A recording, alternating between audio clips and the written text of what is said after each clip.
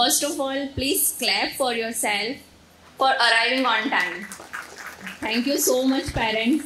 Myself, Ankita Modi, welcomes you all on behalf of the Radiant International School. Before we start, I request you to keep your phone on silent mode. Please keep your phone on silent mode. Thank you, everyone. To be in your child's memory tomorrow, you have to be in their lives today. Dear parents, why we all are gathered here? Do you know? I can say we all are here for our future. And our future is our kids. Am I right? Our next generation. Can we say parenting is a roller coaster ride? Isn't it? We face many hurdles in this ride, right? Many ups and downs we face in this ride. Am I right? You all are agree with me? In parenting, there is nothing like a perfection. We are just perfect with our own imperfection. We are here to mold our future, to shape our next generation in a more better way. As we all are parents, we know parenting is a never-ending journey. How much queries rise during this journey?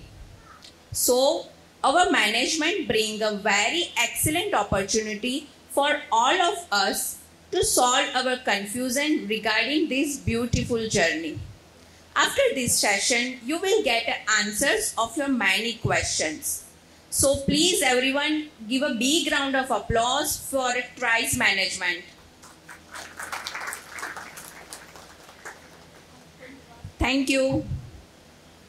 I can say a good parents are one of the most unsung, unpraised, unnoticeable, and yet one of the most valuable assets in our society. Isn't it? हर मुश्किल तब तक हमारी आसान है जब तक घर में माता पिता का सम्मान है. डियर पेरेंट्स, जैसे किसी शुभ कार्य की शुरुआत हमेशा ईश्वर के नाम से होती है, before we begin anything auspicious we light the auspicious lamp. I would request our campus director Ashish Vagani sir, our principal John sir, Hemali ma'am, Devina ma'am on the dais with our guest Manish Gupta ji and Vinita Chandak ji for lighting the lamp.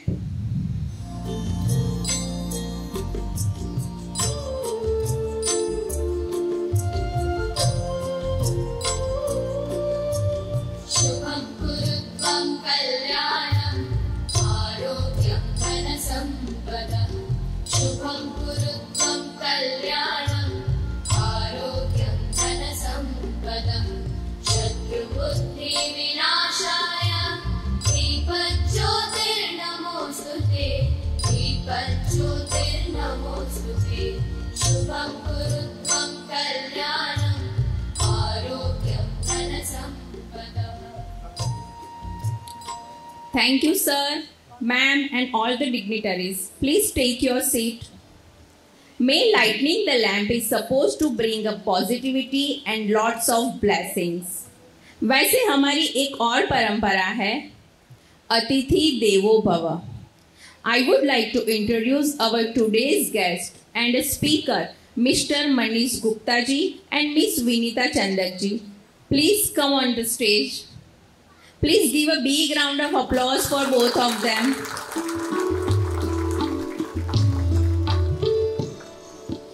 At this moment, I would like to brief you an introduction of Manish ji. Shri Manish Gupta ji is a graduate in commerce from University of Madras, certified in emotional intelligence from Goldman USA, certified in psychology of emotions from University of Cambridge, certified in child right law from National Law School, India University, Bangalore, specialist in conducting training programs on the POSCO Act 2012, is also a life change coach and a master trainer on a social and emotional intelligence. He is a founder member of Buddhi World. We have another guest with us, Shrimati Vinita Chandak. She is an educational professional with over 15 years of experience, phonic proficient, has worked in various educational settings, training the teachers and developing reading curriculum for children, degree in Montessori training from Jadavpur University, Kolkata, honors in education from University of Kolkata, B.Ed, parenting coach, career strategist. Please, big round of applause for both our guests. It should be like a radiant parent. I want a louder clap. One more time. That's like a radiant parents. Thank you. To felicitate our today's guest, I request our principal sir and our campus director Ashish Wagani sir, please come on the stage.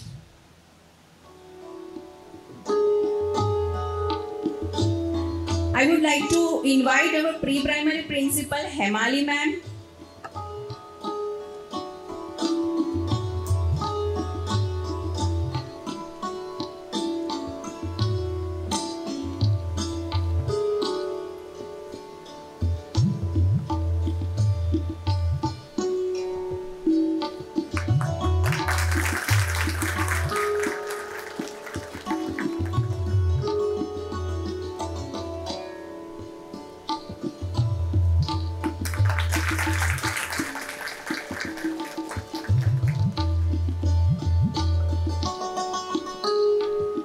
Thank you, sir. Thank you, ma'am. Please take your seat.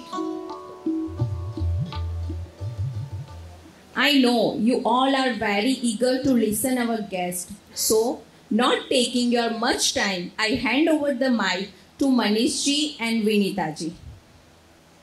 Thank you. आप सबको नमस्ते, good morning, नमस्ते क्या बोलना चाहेंगे आप? भारत में है नमस्ते चलेगा? नमस्ते, राइट। बहुत ज़रूरी है हमारी संस्कृति और हमारी परंपराओं से जुड़े रहना। वो तो अंग्रेज़ आए थे तो इंग्लिश छोड़कर चले गए, वो अलग बात है, बट हमारी जो संस्कृति और परंपरा है वो कभी बदलनी नहीं चाहिए। भाषा बदल सकती है, बराबर, भाषा बदल सकती है, बस संस्कृति और परंपरा कभी बदलनी नहीं चाहिए, राइट। इंग्लिश तो एक माध्यम है सीखने का, बस। एनीवे, गुड मॉर्निंग, धन्यवाद कि आप सब लोग आए और वो भी टाइम पर आए। तो आप लोग टाइम पर आए तो प्लीज़ एक बार अपने खुद के लिए तालियां बजा लीजिए। आप आज आए पेरेंटिंग प्रोग्राम में, राइट। तो हम चाहेंगे कुछ सवाल आपसे पूछना कि आज आप क्या एक्सपेक्टेशन से आए, क्या उम्मीद लेकर आए कि आप यहाँ क्या सीखोगे या सुनोगे, या आपके मन में कुछ प्रश्न होंगे जिसके लिए आपको जवाब चाहिए। हाँ जी, कोई भी जवाब दे सकता है प्लीज़। क्या उम्मीद से आप आए हैं? सिर्फ इसलिए आए क्योंकि स्कूल ने बोला कि आना है आपको? कितने लोग इसलिए आए हैं क्योंकि स्कूल ने फ़ोन किया कई बार? कोई भी नहीं? चलो अच्छी बात। तो फिर क्यों आए आप लोग? आप आए, बहुत खुशी हुई, पर क्यों आए? कुछ तो होगा मन में कुछ है, नहीं है, यूं ही आ गए संडे मॉर्निंग? नहीं, तो क्यों आए? कौन बताएगा? आप नहीं बताएंगे तो मुझे आपको पूछना पड़ेगा। हाँ जी सर। नया सीखने? क्या नया सीखने सर, पूरा बताइए।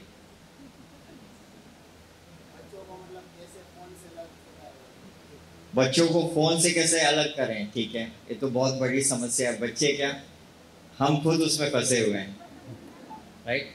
पहले हम अपने आप को अलग करें तो बच्चे अलग हो जाएंगे, वहीं से शुरुआत होती है। और सवाल, एक तो गैजेट्स का सवाल है, फ़ोन टीवी से जुड़े रहते हैं, और यहाँ से कोई? हाँ जी, कोई भी?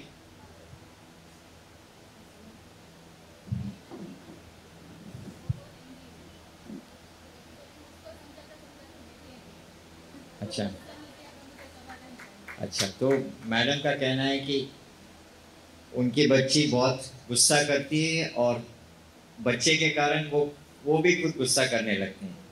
बट ऐसा नहीं हो सकता कि आपके बच्चे ने गुस्सा आपसे ही सीखा हो। वो भी हो सकता है नहीं, मोस्टली वही है, हो सकता है नहीं है, यहाँ हो सकता है का गुंजाइश ही नहीं है, हुआ है तो उसको भी ठीक करना है बराबर। सर कौन? ये आपके हस्बैंड। मैडम गुस्सा करते हैं बहुत, उनकी शक्ल से पता चलता है, बेचारे हैरान है, मुंह ही नहीं खुल रहा है उनका। ठीक है, कोई बात नहीं, उसका भी, उसके लिए भी सॉल्यूशन है सर, आप अलग से मुझे मिलिए। हाँ जी सर, तो आज का प्रोग्राम चालू करें। तो मैं मनीष गुप्ता और ये मेरी साथी विनीता जी, आज के आपके सवालों का जवाब हम लोग मिलकर देंगे आपको। तो अभी विनीता जी आपसे बात करें। Thank you. थैंक यू, और आप सबको बहुत बड़ा थैंक यू किया जा पाए। इससे एक चीज़ बहुत जाहिर है कि आपको आपके बच्चे बहुत प्यारे हैं, राइट? इसीलिए आज यहाँ पर है।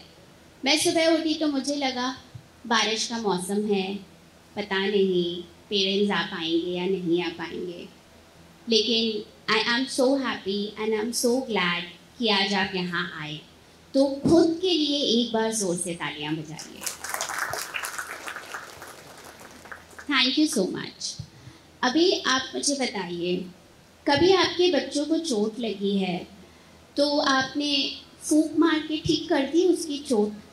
कितने मम्मी और पापा ने ऐसा किया है कि बच्चे को चोट लगी और आपने अरे कोई बात नहीं ठीक हो गया, और दूसरे ही पल बच्चा एक्चुअली ठीक होता है और खेलने चला जाता है? किसने किसने ऐसा किया है? हम सब ने ऐसा किया है। तो कुछ तो जादू है ना मम्मी और पापा बनने में, कि कैसी भी चोट लगी हो, बड़ी या छोटी, बस एक फूंक मारने से ही ठीक हो जाती है। तो अब हम एक बड़ी जिम्मेदारी लेके आए हैं अपने साथ, और वो जिम्मेदारी क्या है? वो जिम्मेदारी क्या है? जी सर, आप बताइए। Yes sir. बच्चे को कैसे पढ़ाना, बिल्कुल। और एज अ पेरेंट्स हमारी क्या जिम्मेदारियां हैं? आप क्या सोचते हैं कि आप एक अच्छे पेरेंट कैसे बन सकते हैं? आप अपने बच्चों के लिए क्या क्या करना चाहते हैं, और क्या क्या करने से आपको लगता है कि आप एक बहुत अच्छे पिता और माता बनेंगे? प्लीज़ बताइए, कौन कहना चाहेगा? तो फिर मैं नीचे आके ही आप लोगों से पूछती हूँ। देखिए, संकोच मत कीजिए, ये प्रोग्राम आपके लिए है। आप इतने दूर घर से निकलकर यहाँ पर आए हैं, और यहाँ पर आकर फिर आप कुछ सवाल नहीं करेंगे तो फिर आप जिस हाल में आए थे उसी हाल में फिर से घर जाएंगे। सही है या नहीं? राइट? तो कोई भी सवाल कीजिए, सही और गलत नहीं है। यहाँ पे कोई किसी को जज नहीं करेगा। हो सकता है आप जो पूछें वही सेम समस्या किसी और पेरेंट की भी हो सकती है। अगर आप खुल के नहीं कहेंगे और मन में ही रखेंगे तो वो बात मन में ही रह जाएगी।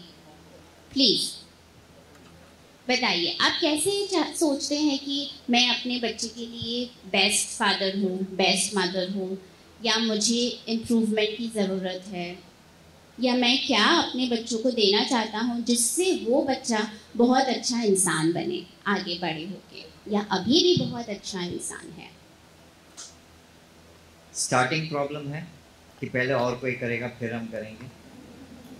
होता है, शर्म की कोई ज़रूरत नहीं है। आपका बच्चा है, आपका परिवार है, आपके प्रॉब्लम्स हैं, आपके इश्यूज हैं, तो आपको ही बोलना है। दूसरे वाले के बोलने के लिए इंतज़ार मत कीजिए। ये एक बहुत अच्छा प्लेटफॉर्म मिला है। स्कूल ने इतनी मेहनत की, आप देख रहे हो कितनी मेहनत की है स्कूल ने। मैं अहमदाबाद से आया हूँ, मैडम यहाँ से है, हमें बुलाया गया है आप लोगों के लिए। तो इस ये जो टाइम है, 1.5-2 घंटे का टाइम, इसको आप यूज़ कीजिए, है ना? प्लीज़ सवाल कीजिए। वहाँ मैम कुछ कहना चाहते हैं।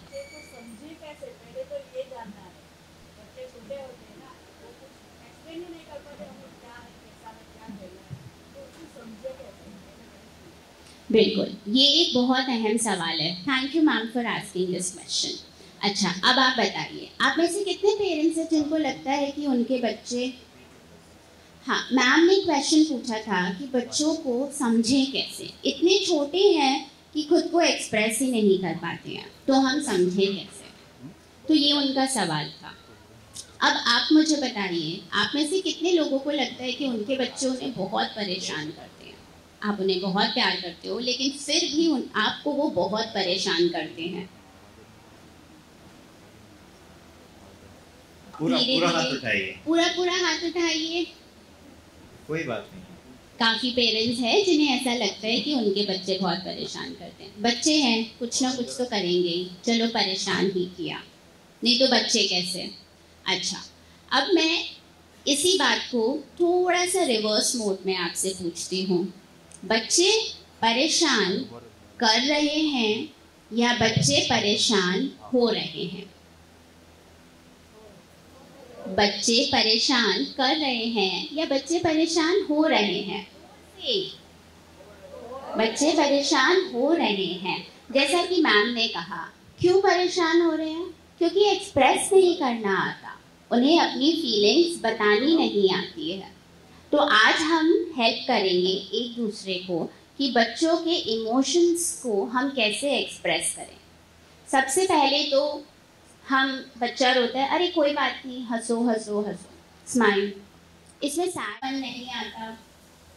या कभी कभी ऐसा होता है कि समझ ही नहीं आता है कि फील कैसे कर रहे हैं और एक्सप्रेस कैसे कर रहे हैं। ऐसा भी होता है कभी किसी के साथ कि समझ नहीं आ रहा, गुस्सा हमें बुद्धि है। अगर कभी कभी हम हमारे इमोशंस को रेगुलेट नहीं कर पाते हैं, कंट्रोल नहीं कर पाते हैं, अपने गुस्से को नहीं कंट्रोल कर पाते हैं, तो हम बच्चे से कैसे उम्मीद रखें कि वो ये सारी जरूरी बात मैम ने बोला कि सवाल पूछिए, तो यहाँ पर एक मैडम ने बोला कि हम बच्चों को समझ नहीं पाते हैं। अगला, आप में से कितने लोग खुद को अच्छे से समझते हो? अगर आपको खुद की एक प्रोसेस होता है जहाँ हम खुद अपने आप को जानते हैं, तो हम खुद जब अपने आप को नहीं जानते हैं तो हम ये कैसे आस लगा लें कि बच्चे को हम नहीं समझ पा रहे हैं या बच्चा हमें समझे। और जैसे इन्होंने बोला, हम बच्चे से हमेशा बोलते हैं कि स्माइल करो स्माइल करो, तो क्या आप लोग हमेशा सिर्फ स्माइल ही करते हैं? आपको दुख भी होता है तो भी आप स्माइल ही करते हैं? तो जब बच्चे को दुख है तभी तो बच्चा रो रहा है, उस वक्त आप बोलो नहीं कुछ नहीं हुआ, हंसो हंसो, कहाँ से हंसेगा? रोना एक बहुत अच्छा इमोशन है, crying is a beautiful emotion, वो भी जरूरी है, राइट? तो अगली बार अगर आपका बच्चा रोए तो आप क्या कहेंगे? सपोज उसका खिलौना ही टूट गया है और वो बहुत रो रहा है, तो आप उससे क्या कहेंगे? मैं आती हूँ अब आप लोगों के पास पूछने के लिए। आपके बच्चे का एक बहुत ही प्यारा खिलौना टूट गया है और वो बहुत रो रहा है, इतना ज़्यादा कि आपने उससे ये भी कह दिया कि मैं बेटा तुम्हें नया खिलौना ला के दे दूंगा, लेकिन वो फिर भी रोए जा रहा है। ऐसी सिचुएशन में आपको क्या लगता है, आप क्या करेंगे? सर आपको क्या लगता है, आप क्या करेंगे? पहले तो उसको प्यार से समझाएंगे कि भाई कोई बात नहीं, टूट गया, हम दूसरा ले लेंगे या फिर उसको ठीक कर देंगे, थोड़ा बहुत सहला लेंगे, ऐसा करके समझाएंगे।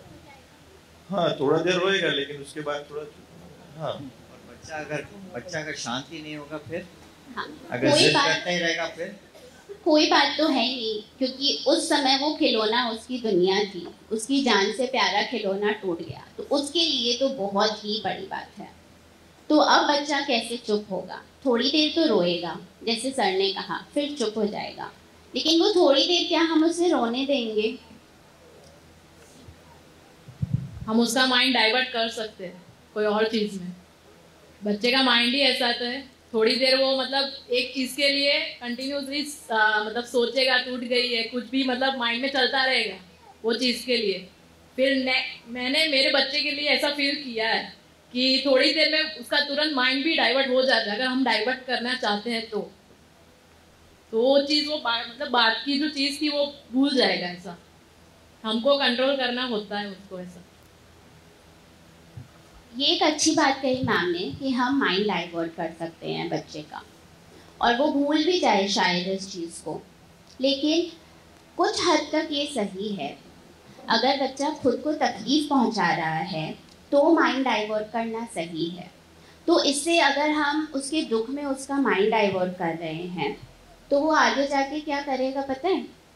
कभी भी कुछ दुख होएगा माइंड ही डाइवर्ट करेगा, उसके सोल्यूशन में कभी नहीं आएगा कि जब उदास होते हैं तो वापस उदासी से खुशी वाले जोन में कैसे जाएं।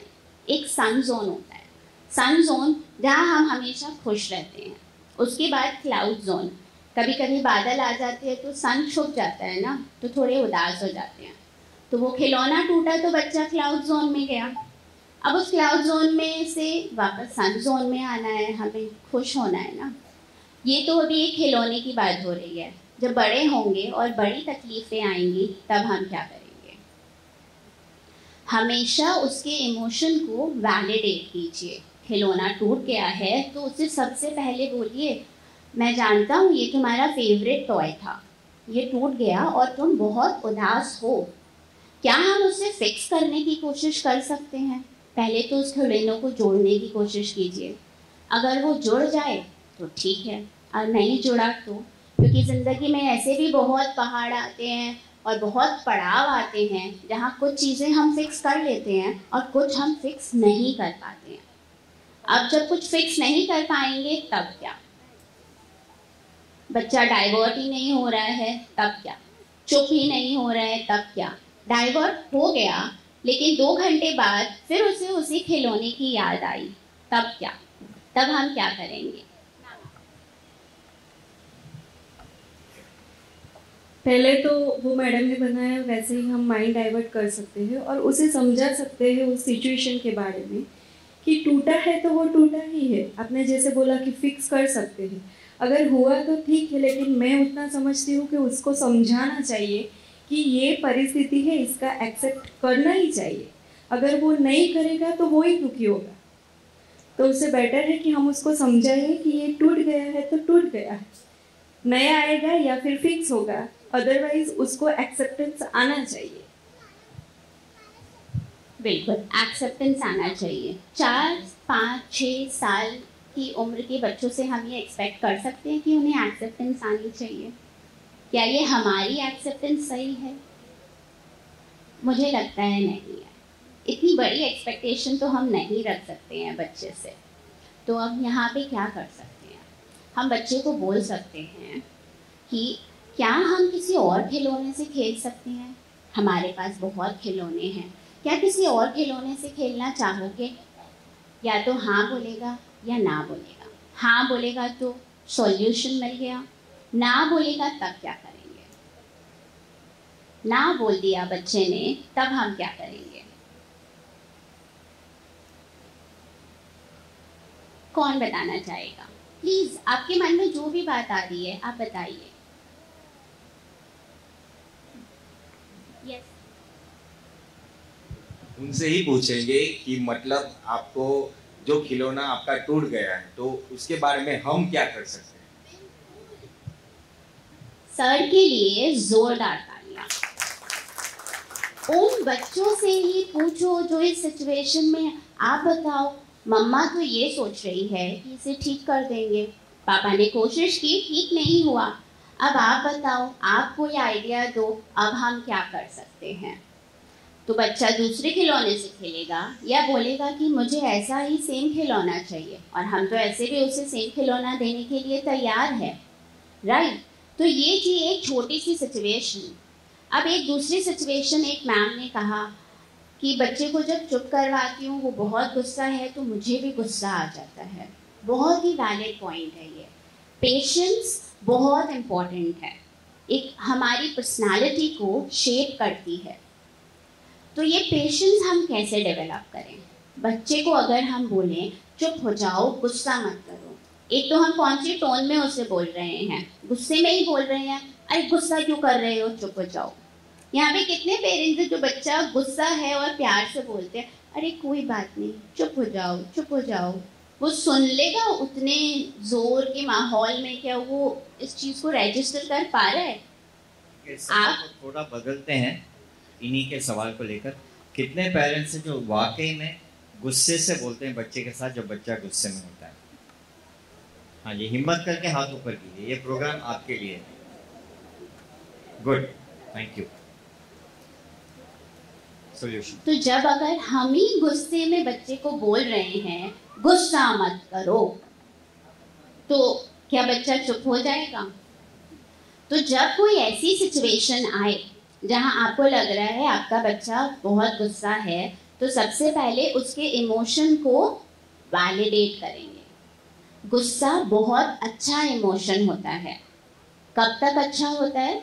जब तक हम हमारे गुस्से से किसी को हार्म ना करें, गुस्से में अपशब्द न कहें, गुस्से में चीज़ें उठा के न फेंकें, तब तक गुस्सा बहुत अच्छा है, जब तक वो किसी को हार्म नहीं कर रहा है। तो अगर हम ही गुस्सा कंट्रोल नहीं कर पा रहे हैं तो बच्चा कैसे करेगा?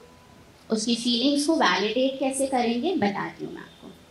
आई know you are very angry, मुझे पता है तुम बहुत गुस्सा हो, and it is okay to be angry. गुस्सा होना एक अच्छी बात है, ठीक है?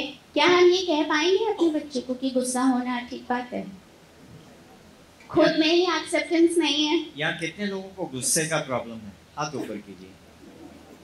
और फिर आप चाहते हो कि बच्चा गुस्सा ना करे, ये कैसे हो सकता है? सही है। कितने लोग यहाँ जो कभी रोते ही नहीं है? ऐसा कोई जो कभी रोता नहीं, कभी दुखी नहीं होता है ऐसा कोई जो कभी गुस्सा नहीं करता है? एंड सब मैरिड हो तो आपको मालूम है घर में क्या चलता है, हाँ कि नहीं? नोक झोंक तो होते ही रहता है, तो आपको कभी गुस्सा आते ही नहीं? आप इतने शांत हो कि आपको गुस्सा आते ही नहीं? तो जब आपके साथ और कुछ इमोशंस जुड़े हुए हैं, आप चाहते हो कि वही इमोशंस बच्चा ने एक्सप्रेस करे, और बच्चा अगर एक्सप्रेस करे तो आपको अच्छा नहीं लगता है। बच्चा रो रहा है तो आपको अच्छा नहीं लगता है, बच्चा गुस्सा कर रहा है तो अच्छा नहीं लगता है। यही इसीलिए मैंने पूछा कि आप कितने लोग अपने आप को अच्छे से जानते हो? जब तक आप अपने आप को अच्छे से नहीं जानते हो, आप बच्चे को अच्छे से जानने की उम्मीद मत रखिए।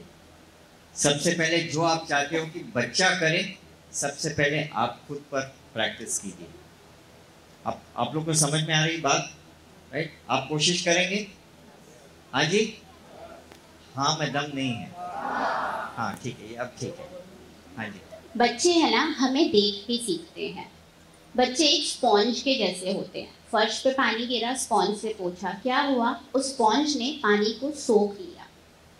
बच्चे भी बिल्कुल वैसे ही होते हैं। जो हम करेंगे वही चीज़ वो रिपीट करेंगे। यहाँ पे बहुत सारे पेरेंट्स ने, आप लोगों ने ये देखा होगा कि बच्चा बैग उठा रहा है, चलो मैं शॉपिंग करने जा रहा हूँ, मैं ऑफिस जा रहा हूँ, मैं लैपटॉप पे काम कर रहा हूँ, मम्मा के जैसे, पापा के जैसे। बच्चे ऐसे प्रिटेंड प्लेस करते हैं। क्यों? क्योंकि उन्होंने आपको देखा है ऑफिस जाते हुए, शॉपिंग जाते हुए, घर में खाना बनाते हुए। तो वैसे ही आप गुस्सा करोगे तो वो भी गुस्सा करेंगे। अब हम इसे कंट्रोल में कैसे लाएं? उसे कंट्रोल में लाने के लिए सबसे पहले गुस्सा करना अच्छी बात है। आई नो तुम बहुत गुस्सा हो, और बिल्कुल सही बात है, गुस्सा हो भी सकते हैं। लेकिन अब गुस्सा है और वो बच्चा सुन नहीं रहा है, तो उसे उस समय छोड़ दीजिए, ये कह के कि मम्मा पापा बिल्कुल पास में ही हैं, पास वाले रूम में हैं, तुम्हें जब बात करने का मन हो तो तुम मुझे बता देना। तो बच्चे को लगेगा कि गुस्से में ऐसे ही नहीं छोड़ दिया। नहीं तो नॉर्मली हम ये करते हैं कि गुस्सा है, ठीक है, रो रहा है, 2 मिनट में चुप हो जाएगा अपने आप।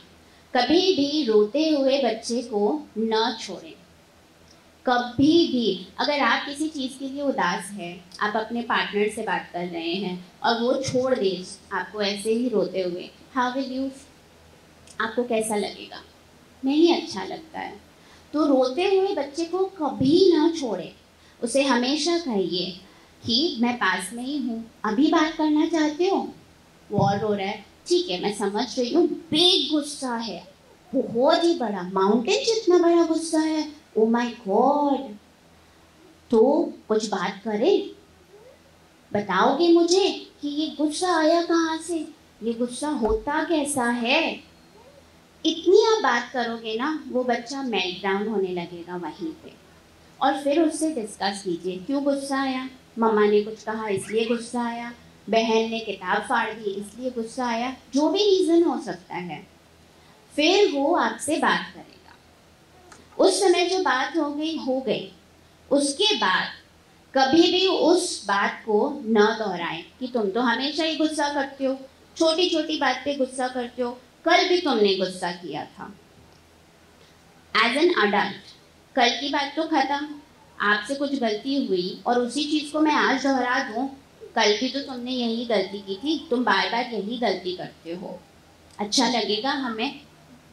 नहीं अच्छा लगेगा, क्योंकि हम उस गलती से निकल चुके हैं, हम उस गलती से आगे बढ़ रहे हैं। और ये कैसे आएगा हमारे में? परवरिश पार्टनरशिप होती है, पेरेंटिंग इज पार्टनरशिप। मम्मी और पापा दोनों का साथ चाहिए ये करने के लिए। आप में से कितने लोगों को लगता है कि मैं पापा हूँ, मैं सब कर लूँगा, मैं मम्मी हूँ, मैं अकेले सब संभाल लूँगी? किसी को ऐसा लगता है? नहीं ना। कितने फादर्स को ये लगता है कि हाँ मम्मी है, मम्मी सब संभालेगी, मम्मी की ही ड्यूटी है? सच में हाथ उठाइए। अच्छा, ऑनेस्ट नहीं है। कितनी मम्मी को ऐसा लगता है कि ये सिर्फ मेरी ड्यूटी है, पापा की ड्यूटी नहीं है? अच्छा, तो उन सब पापाओं के लिए ये एक लेसन है कि अगर मम्मी खाना बना रही है तो पापा बच्चे को खाना भी खिला सकते हैं, राइट?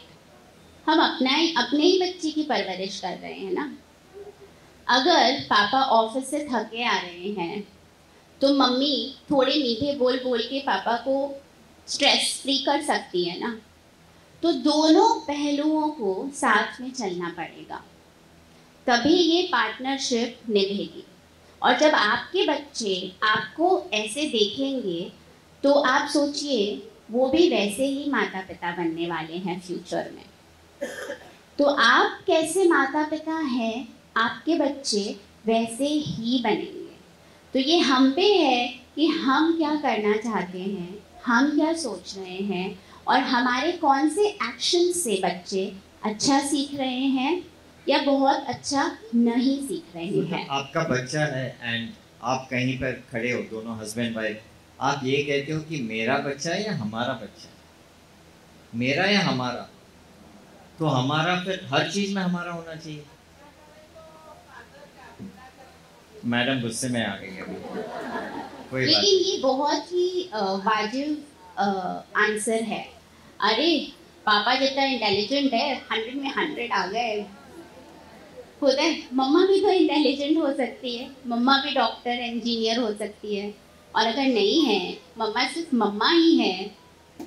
मुझे पर्सनली ऐसा लगता है, थोड़ा सा आउट ऑफ ट्रैक जा रही हूँ सिर्फ एक सेंटेंस के लिए, मुझे ऐसा लगता है दुनिया में सबसे मुश्किल काम ही घर संभालना होता है, भले वो मम्मी संभाले या पापा संभाले। और सबसे अंडर वैल्यूड जॉब है ये, जीरो कदर इस जॉब की। मुझे लगता है बाहर जाके ऑफिस में काम करना, यहाँ आके माइक पकड़ के बोलना ज़्यादा आसान है बच्चों को संभालने से। मैं खुद भी माँ हूँ, 2 बच्चे हैं मेरे, लेकिन मुझे भी कभी कभी ऐसा लगता है घर संभालने से ज़्यादा आसान है काम करना। घर संभालना, बच्चे संभालना, हस्बैंड संभालना, रिश्तेदार संभालना दुनिया का सबसे मुश्किल काम है। तो इस काम में पार्टनरशिप की बहुत ज़रूरत होती है। इन्होंने एक बात कही थोड़ी देर पहले, कंट्रोल। कंट्रोल शब्द का इस्तेमाल किया, क्या मतलब है? मतलब क्या है कंट्रोल? बच्चे का कंट्रोल मतलब क्या था? हाँ जी सर। ओके, छोकरे के हेड दिमाग में इमोशंस पे कंट्रोल नहीं। हम कभी बच्चे को कंट्रोल नहीं करना चाहिए, हमें सिचुएशन को कंट्रोल करना है। बच्चे आपके स्लेव नहीं हैं, आप कोई मास्टर नहीं हो, और बच्चे अपने एम्प्लॉयज नहीं है। सिचुएशन को कंट्रोल करना है हमें, बच्चों को नहीं कंट्रोल करना है। बहुत ज़रूरी बात है, ये कंफ्यूजन मुझे क्लियर करना था, राइट? तो जब मैडम कह रहे थे, विनीता जी कह रहे थे कंट्रोल कंट्रोल, आप ये मत समझिए कि बच्चे को कंट्रोल करना है, उठ बोले तो उठ, बैठ बोले तो बैठ, वैसा बच्चा हमें नहीं चाहिए, वैसा बच्चा नहीं बनाना है। हमें उस सिचुएशन को कंट्रोल करना सीखना है, उसी को हम कहते हैं पेरेंटिंग। बराबर समझ में आ गया? ये नहीं कि अभी कर रहा है नहीं कर रहा है, आंख दिखाना और फिर छड़ी उठाना, वो बिल्कुल भी पेरेंटिंग के लिस्ट में नहीं आता है। जितने भी पेरेंट्स यहाँ पर वैसा पेरेंटिंग करते हैं, प्लीज आज से आप चेंज कीजिए।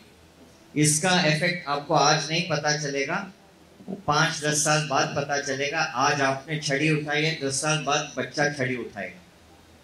ये जमाना ऐसा है, आप सोच लीजिए। आपको लगता है ऐसा नहीं होगा, होगा, बहुत जगह होता है, राइट?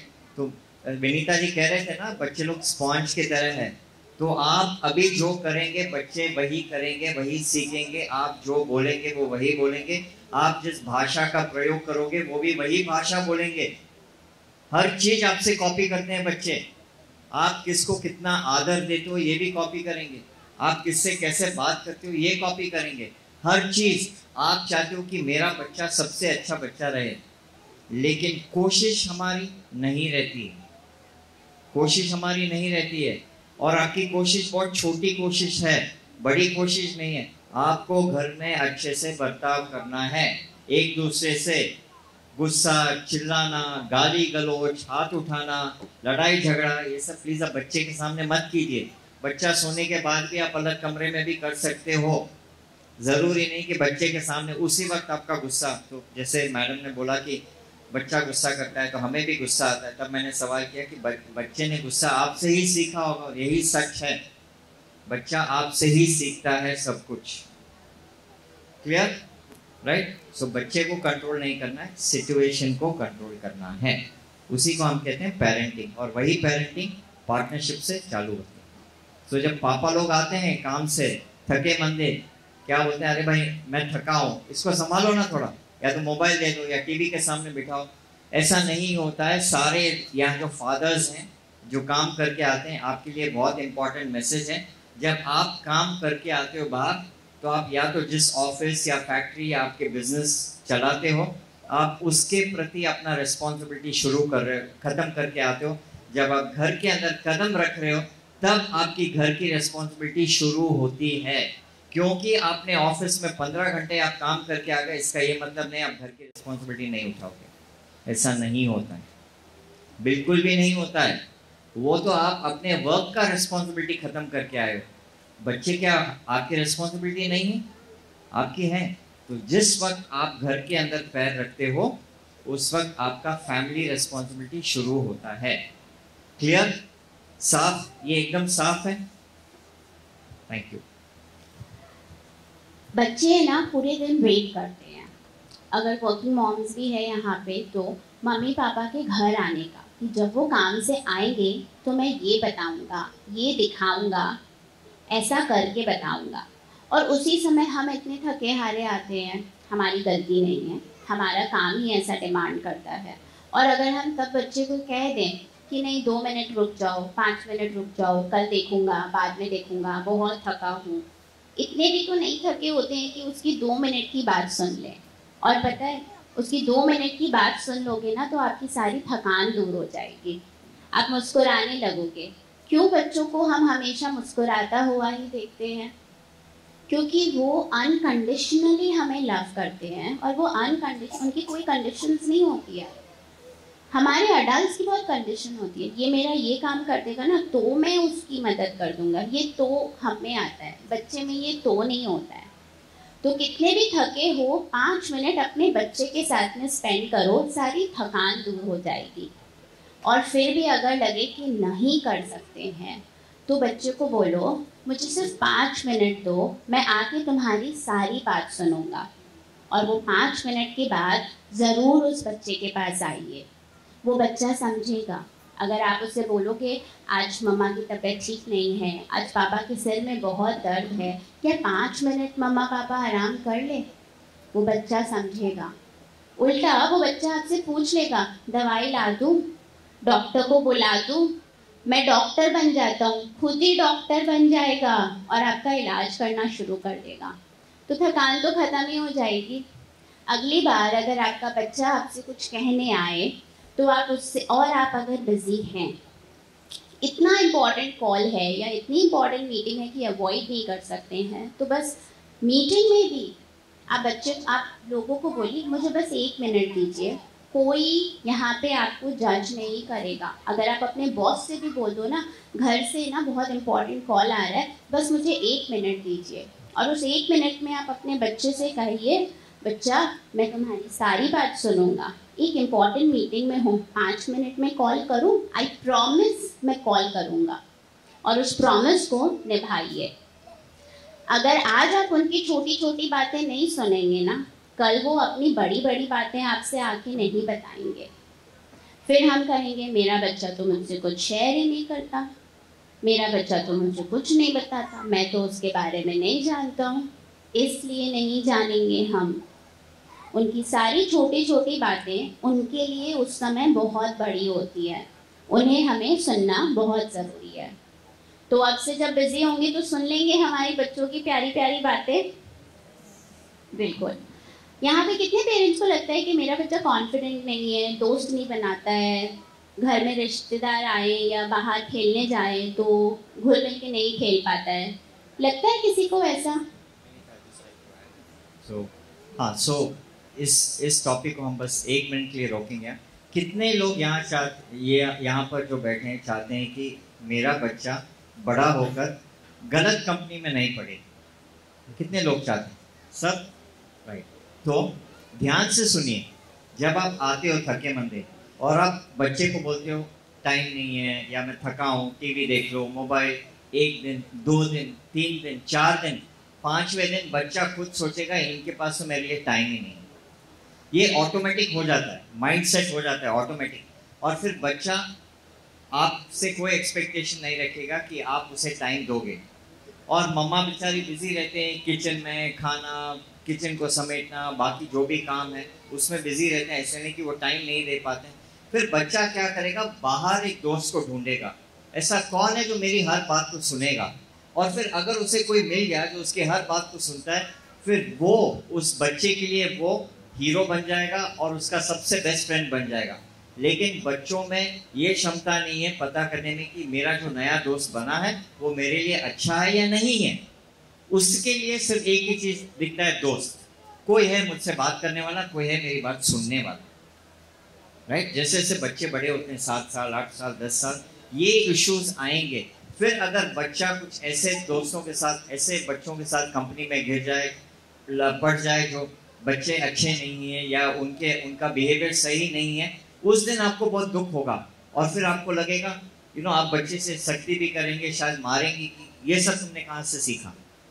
तो उस वक्त वो सवाल नहीं करे, वैसा सिचुएशन नहीं आए, उसके लिए ज़रूरी है कि आज आप अपने बच्चे के साथ रोज वक्त बिताएं। क्लियर? सारे फादर्स, आप जितने भी टायर्ड हो, विनीता जी यही कह रहे हैं तब से, मैं भी आपसे यही कह रहा हूँ, आप कितने भी टायर्ड हो, 5 मिनट तो हम दे ही सकते हैं। जब हम और किसी के लिए काम करें और वहाँ हम 10-12 घंटे जब टाइम दे सकते हैं, हमारे खुद के बच्चे के लिए क्या हमारे पास 5-10 मिनट टाइम नहीं है? आप सोचिए, सही है या नहीं है या नहीं? बच्चा किसका? आपका। वक्त कौन देगा? आप, राइट। Thank you. अब जब समय की बात आ रही है तो इस पे बात करते हैं। मैं मैम का क्वेश्चन भी लूँगी जहाँ उन्होंने हाथ उठाया था कि उनका बच्चा सोशलाइज नहीं कर पाता है। I will come back to that point. Quality time जो हम बच्चे के साथ बिताते हैं, अगर हम उसके साथ टीवी देख रहे हैं तो उसके साथ टाइम स्पेंड कर रहे हैं, हम टीवी के साथ टाइम स्पेंड कर रहे हैं। बहुत एक इजी तरीका आपको बताती हूँ। पूरे दिन में 24 घंटे होते हैं, 24 घंटे में सिर्फ 30 मिनट आपको अपने बच्चे को देना है। मुश्किल लग रहा है? कितने लोगों को मुश्किल लग रहा है? किसी को भी नहीं। I am so glad. अब इस 30 मिनट को मैं 3 भाग में कर देती हूँ, मतलब 10 मिनट, 10 मिनट और 10 मिनट। तो आपको ये 30 मिनट भी एक साथ नहीं स्पेंड करना है। सुबह के पहले 10 मिनट जब आपका बच्चा सो के उठता है, सबसे इम्पॉर्टेंट होते हैं। वो 10 मिनट आप बच्चे को हग कीजिए, उसे बोलिए आई लव यू, तुम घर में बहुत स्पेशल हो, तुम इस फैमिली का बहुत इम्पोर्टेंट हिस्सा हो। आप बच्चे को इम्पोर्टेंट फील करवाइए। वो सुबह उठ रहा है और इतनी अच्छी बातें सुन रहा है, तो उसका पूरा दिन कैसा जाएगा? अच्छा जाएगा। आप उसमें कॉन्फिडेंस बिल्ड कर रहे हो कि कुछ भी हो जाए मेरे मम्मी पापा तो हमेशा ही मेरे साथ है। तो अपनी हर मुश्किल से मुश्किल चीज़ वो आके सबसे पहले आपको बताएगा। तो सुबह के पहले 10 मिनट अपने बच्चे को हमेशा प्यार से उठाइए और हमेशा उससे प्यार से बात कीजिए, उसे टिकल कीजिए, हंसिए, मस्ती कीजिए, 5 मिनट 10 मिनट खेलिए उसके साथ। तो इसी को आप कंपेयर कीजिए, इन्होंने जो सिचुएशन बोला यही सिचुएशन आप कंपेयर कीजिए कि आप ऑफिस जाते हैं, ऑफिस के अंदर घुसते ही आपका बॉस काटने को दौड़ता है, आपका दिन कैसे जाएगा? और अगर आपका बॉस बोलता है गुड मॉर्निंग, आओ, कैसे हो, प्यार से बोलता है, अच्छे से बोलता है, रिस्पेक्ट से बोलता है, तब आपका दिन कैसे जाता है? समझ में आ रहा है आपको? आप कनेक्ट कीजिए, हर चीज आप अपने लाइफ से कनेक्ट कीजिए, तब आप समझ पाओगे कि बच्चे के मन में एक्चुअली क्या है, राइट? तो जब आप ये सुबह के 10 मिनट उससे ऐसे बात करेंगे तो उसका पूरा दिन सफल हो जाएगा। अब दूसरी बात, अगर बच्चा रोते हुए ही उठ रहा है, यहाँ पे कितने पेरेंट्स हैं जिनके बच्चे सुबह रोते रोते ही उठते हैं? है कोई भी? हाँ। तब ऐसी सिचुएशन में आप क्या करते हैं मैम? जब आपका बच्चा रोते रोते ही उठता है, आप क्या करते हो? उसकी नींद पूरी नहीं होती है। मोस्ट इम्पॉर्टेंट रीज़न ही यही है, प्राइमरी रीज़न ही यही है कि बच्चा क्यों रोते हुए उठ रहा है। तो हमें क्या करना है? बच्चे को जल्दी सुलाना है। अगर बच्चे की नींद पूरी होगी, 8 घंटे, 10 घंटे, 12 घंटे भी बच्चे सोते हैं, तब वो सुबह हंसते हुए उठेंगे। अपनी रूटीन चेंज कीजिए, बच्चे को जल्दी सुलाइए। दूसरे 10 मिनट पे आती हूँ। जब बच्चा स्कूल से आ रहा है, पूरे दिन स्कूल में वेरिड इमोशंस उसने देखे हैं, हंसी देखी है, कभी दोस्त ने कुछ कह दिया, दोस्त ने कह दिया मैं तुमसे बात नहीं करूँगा, आज से तुम मेरे दोस्त नहीं, उसकी तो पूरी दुनिया ही वहाँ ख़त्म हो गई, इतना उदास हो गया। होमवर्क करने की कोशिश कर रहा है, क्लास वर्क करने की कोशिश कर रहा है, करना चाहता है, कर नहीं पा रहा है, फिर एक और नया इमोशन आ गया। ऐसे कितने इमोशंस आते हैं उसको पूरे दिन में। 4 दिन पहले की बात है, अहमदाबाद के एक स्कूल में मैं प्रिंसिपल ऑफिस के बाहर बैठा था। ये जो कह रहे हैं उसी बात से मैं आपको कनेक्टेड बताता हूँ। तो एक बच्चा आया, पूरा भीगा भीगा आया था, बारिश नहीं थी, उसके 4th स्टैंडर्ड का बच्चा है, उसके अपने दोस्त के साथ लड़ाई हो गई, उसके दोस्त ने वाटर बॉटल खोल के पूरा पानी उसके सर पे डाल दिया, राइट? तो उस वक्त वो बच्चा क्या फील कर रहा होगा, आप सोचिए। तो यही बात वो आपको बता रहे हैं कि स्कूल में कुछ भी हुआ होगा तो उस बच्चे के मन में क्या क्या इमोशंस होंगे कि मैं घर जाके मम्मी से क्या बोलूं, पापा से क्या बोलूं, और उस वक्त अगर मम्मी पापा सुनने के लिए नहीं तैयार हैं तब क्या होगा, आप सोचिए।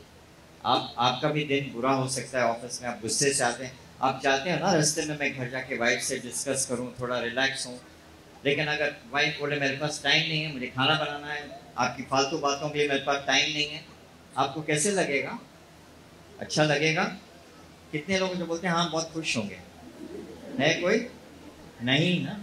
तो बस हर बात को आप अपने बच्चे के साथ कनेक्ट कीजिए, तभी आप बच्चों के इमोशंस को भी, बच्चों के इमोशंस तक आप तभी पहुंच पाओगे, नहीं तो नहीं पहुंच पाओगे। ऐसा नहीं हो सकता एक घर में कि मेरे लिए अलग रूल, बच्चे के लिए अलग रूल, ऐसे नहीं होता है, और वो भी इमोशंस का मामला है। क्लियर? Thank you. तो जब वो घर आते हैं स्कूल से, तब उन्हें फिर से हग कीजिए।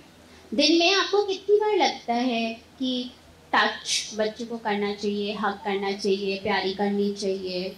कितने टच, कितने हग इम्पॉर्टेंट होते हैं पूरे दिन में। जब हम कभी रोते हैं तो हमारा पार्टनर, मम्मी पापा सिर्फ हाथ ही हमारा पकड़ लें, वो एक टच होता है, राइट? उसी से हमें लगता है कि वो हमारे साथ है, हमारा आधा दुख दर्द वहीं ख़त्म हो जाता है। तो दिन में कितनी बार आपको लगता है कि आपको अपने बच्चे को हग करना चाहिए? Yes sir. कोई गिनती ही नहीं है। आप गिन गिन के मेजर में 5 ग्राम 10 ग्राम 1 किलो थोड़ी ना बच्चे को प्यार बांटने वाले हो, बिल्कुल भी नहीं। सर ने बिल्कुल सही कहा। सर प्लीज आइए, सर के लिए एक जोरदार तालियां। सर प्लीज आइए ना। प्यार करने की कोई लिमिट नहीं होती है।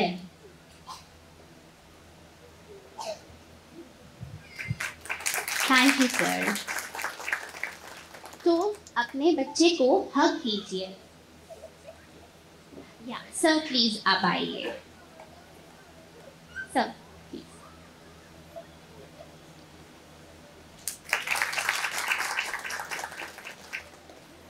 तो जब बच्चा आए सबसे पहले एक जोर की जादू की झप्पी दीजिए उसे। बोलिए आई love you, I missed you, तुम स्कूल गए थे, मैंने तुम्हें बहुत मिस किया, मुझे इतनी बातें बतानी थी। और एक हमारी ये बड़ी समस्या होती है, बच्चा आया स्कूल से, हाँ बेटा खाना खा लिया, हाँ आज का दिन कैसा था, उसे पता ही नहीं है कि मुझे बताना क्या है। कुछ बच्चे जो शाय होते हैं, जो नहीं बता पाते हैं, वो ठीक है अच्छा था बोल के चुप हो जाएंगे। और जो बच्चे बता देते हैं वो तो बहुत अच्छी बात है। अब जो ऐसे बच्चे जो कुछ नहीं बताते हैं, उनसे हम कैसे जाने उनका दिन कैसा था। अपने दिन की चर्चा करना शुरू कीजिए। उन्हें बताइए जब तुम स्कूल गए थे ना तो मम्मा ये बना रही थी, घर में ये आए थे, एक इम्पॉर्टेंट मीटिंग थी मेरी, मैंने वो मीटिंग अटेंड की। अच्छा तुम बताओ आज क्या हुआ। जब आप अपनी बात पहले बता देंगे तो बच्चा खुल जाएगा और वो अपनी बातें आपसे शेयर करने लगेगा। वो 10 मिनट उसके साथ बैठ के खाना खाइए, उसे खाना खिलाइए, उससे सिर्फ अच्छी बातें कीजिए। तब उसके साथ अगर कुछ ऐसा हुआ है जो उसके मन में अच्छा नहीं था वो आपको बताएगा। अब बाकी के बचे 10 मिनट रात को सोने से पहले, बहुत इम्पॉर्टेंट है। अब उस समय आप बच्चे के साथ ग्रैटिट्यूड प्रैक्टिस कीजिए। ग्रैटिट्यूड क्या होता है कौन बताएगा? Yes ma'am. सबको थैंक यू बोलना। अब एक चीज बताइए, थैंक यू हम सिर्फ इंसान को बोलेंगे या चीजों को भी बोलेंगे? चीजों को भी बोलना थैंक यू सिखाइए। थैंक यू पापा आज आप मेरे साथ खेले। थैंक यू मम्मा आज आपने इतना डिलिशियस खाना बनाया। वंडरफुल। भगवान को थैंक यू बोलना। आप जिस भी रिलीजन से बिलोंग करते हैं, भगवान को थैंक यू बोलना सिखाएं बच्चे को। ग्रैटिट्यूड प्रैक्टिस बहुत इम्पोर्टेंट है। Thank you AC, thank you fan, जिसके कारण इतनी गर्मी में चैन की नींद सो रहे हैं। अगर आप खाना नहीं बनाते और आपके पास में कुक है तो आप उससे थैंक यू बुलवाइए। बच्चे को सिखाइए ये खाना आ कहाँ से रहा है। किसान खेती करता है, किसान को थैंक यू बोलो। वहाँ से सब्जी मंडी आया, वहाँ के वेंडर्स को थैंक यू बोलो। और ये सारे है ना, कभी कभी तो हम इसी उलझन में पड़े रहते हैं, बच्चे से बात क्या करें, किस बारे में बच्चे से बात करूं। दुनिया भर की बातें हैं जो हम बातों बातों में, खेल खेल में अच्छी चीज़ें बच्चों को सिखा सकते हैं। एक पेंसिल को भी थैंक यू बोल सकते हैं। और आप जब बच्चा ये कर रहा है, आप भी बच्चे के साथ ये प्रैक्टिस कीजिए। हम अपने बच्चों को सबके सामने करेक्ट करते हैं। कुछ गलती हो गई, सॉरी बोलो, क्यों किया तुमने ऐसा। बच्चे को कभी किसी के साथ में क्रिटिसाइज या करेक्ट नहीं करना चाहिए। अगर आपसे कोई गलती हुई, खाना अच्छा नहीं बना और हस्बैंड ने कह दिया कैसा खाना बनाया है, नमक भी नहीं है, मसाला नहीं है, चटकदार नहीं है, आप 6 बजे से खाना बना रहे हो उनके लिए, कैसा लगेगा?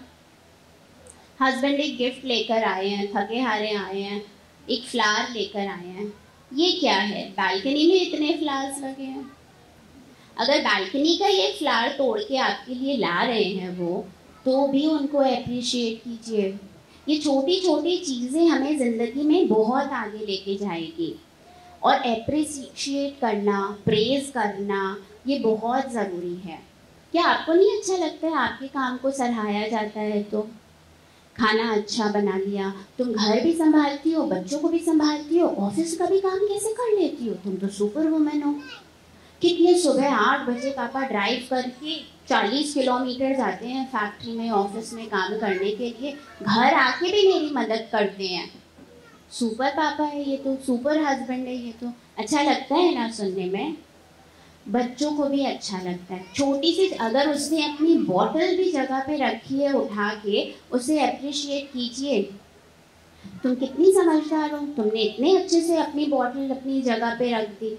और फिर हम ही कहते हैं कि वो तो अपनी चीज़ें सही जगह पे नहीं रखता। क्यों नहीं रखता?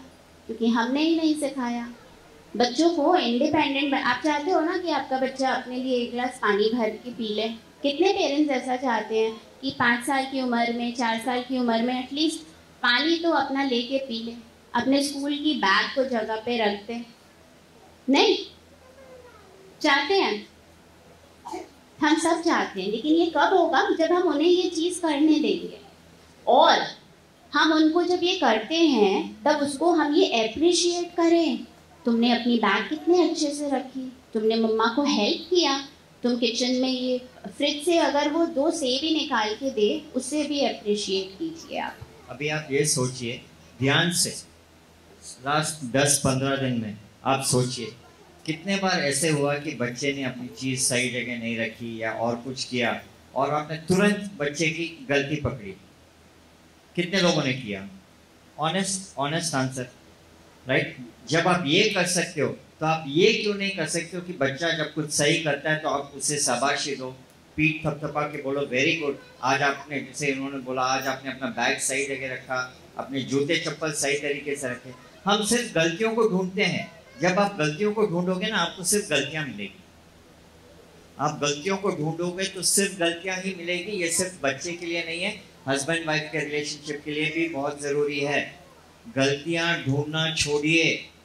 हम इंसान हैं, गलतियां तो भगवान जी ने भी की है, हम तो आफ्टर ऑल इंसान हैं। लोग गलतियां करते हैं, गलतियां होती है, क्राइम नहीं है। अगर किसी ने कुछ छोटी मोटी गलती कर दी घर में, क्राइम नहीं है। इंडियन पीनल कोड में उन्हें कुछ एक्शन नहीं मिलने वाला, राइट? होता है, इट्स ओके। हमेशा हर इंसान के लाइफ में एक बोलते हैं room for improvement. Room for improvement मतलब और अच्छा करने की गुंजाइश होती है। और वही चीज़ हम अच्छी तरीके से बोल सकते हैं कि इसको आपने ठीक से नहीं किया, प्लीज़ इसको ना ऐसे रखो। और भी दूसरा तरीका होता है कि हस्बैंड वाइफ का कम्युनिकेशन में आप हमेशा चाइल्ड को इंक्लूड करो कि देखो हम अच्छे से करेंगे, हम सही तरीके से रखेंगे तो बच्चा भी वही करेगा। ये आप लोग भी डिस्कस कर सकते हैं। इसीलिए गलतियां ढूंढना छोड़ दीजिए। गलतियां ढूंढेंगे तो सिर्फ गलतियां मिलेगी, सॉल्यूशंस ढूंढेंगे तो आपको सिर्फ सॉल्यूशंस मिलेंगे। आपके पास 2 चॉइस है, आपको गलतियां ढूंढना है या सॉल्यूशंस चाहिए। क्या चाहिए आपको? और सिर्फ अगर गलतियां ढूंढते रहोगे ना तो रिश्ता भी बिगड़ जाएगा, 100% बिगड़ेगा। क्लियर? आप मानते हो सही है? तो आगे से जब आपका बच्चा कुछ गलत भी करता है, प्यार से बोलिए। जरूरी नहीं है कि उसे ऐसे बोले कि बच्चे को एहसास हो कि मैंने कुछ बहुत बड़ी गलती कर दी है। नो, वो बच्चा है, ना समझ है, वो तो करेगा, यहाँ से वहाँ कूदेगा, वहाँ से वहाँ कूदेगा। ये तो बच्चे तो ऐसे ही होते हैं ना। हम अडल्ट होते हैं और हम चाहते हैं कि बच्चा हमारी तरह बिहेव करे। और कभी जब छोटा बच्चा हमारी तरह बिहेव करता है तब आप चाहते हैं कि बच्चा बच्चे की तरह बिहेव करे। हाँ कि नहीं? यस और नो? तो आप थोड़ा ध्यान से सोचिए। एंड जो भी है आपका लैंग्वेज, आपके शब्द ज़रूरी है कि बहुत अच्छे से आप प्यार से सिखाइए। जो इतनी देर से विनीता जी आपसे कह रहे हैं, आपको सॉल्यूशंस भी दे रहे हैं, इतने अच्छे सॉल्यूशंस। एंड सबसे ज़रूरी बात, गलतियाँ ढूंढना निकालिए। गलतियाँ को ढूंढते ढूंढते आप थक जाओगे, रिश्ते खराब हो जाएंगे। छोड़ दीजिए, सॉल्यूशंस ढूंढिए एंड प्यार से बोलिए। क्लियर? Thank you. एक कोई ऐसी क्वालिटी अगर मैं आपसे पूछूं कि आप चाहते हो कि आपके बच्चे में हो, तो वो क्या होगी? सोचिए, कोई एक ऐसी क्वालिटी जो आप चाहते हो कि आपके बच्चे में हो, तो आप क्या एक क्वालिटी अपने बच्चे में लाना चाहेंगे? सर आप बताइए। शार्पनेस, हाँ, कि बच्चा बहुत होशियार हो, बच्चा कुछ एक्टिविटीज करे। Good. Become a good person. Become a good person, अच्छा इंसान बने, सभी को सम्मान देने वाला, सबको सम्मान दे, रेस्पेक्ट करें, सच बोलना सीखे, वैल्यू सीखे, हैबिट्स, गुड हैबिट्स, और रेस्पेक्ट बहुत इम्पोर्टेंट, बड़ों का सम्मान। सम्मान। हम सबको एक ये सबसे ज़्यादा कॉमन लग रहा है कि बड़ों का सम्मान करें, respect, proper communication. Proper communication. बच्चे को ऐसा सिखाना है, ऐसी हैबिट डालना है कि जब तू जागता है तो पहले क्या करेगा, तो भगवान की पूजा करेगा, बाद में स्कूल जाएगा तो क्या करेगा, माता पिता को प्रणाम करके जाएगा, गुरु से सीखेगा तो गुरु को नमस्कार करेगा, पहले ये हैबिट यही डालनी। बिल्कुल, थैंक यू। बहुत सही कहा आपने। Yes sir. सच और झूठ की एक्सेप्टेशन, वेरी गुड। यहाँ मैम कुछ कहना चाह रहे थे। जी मैम।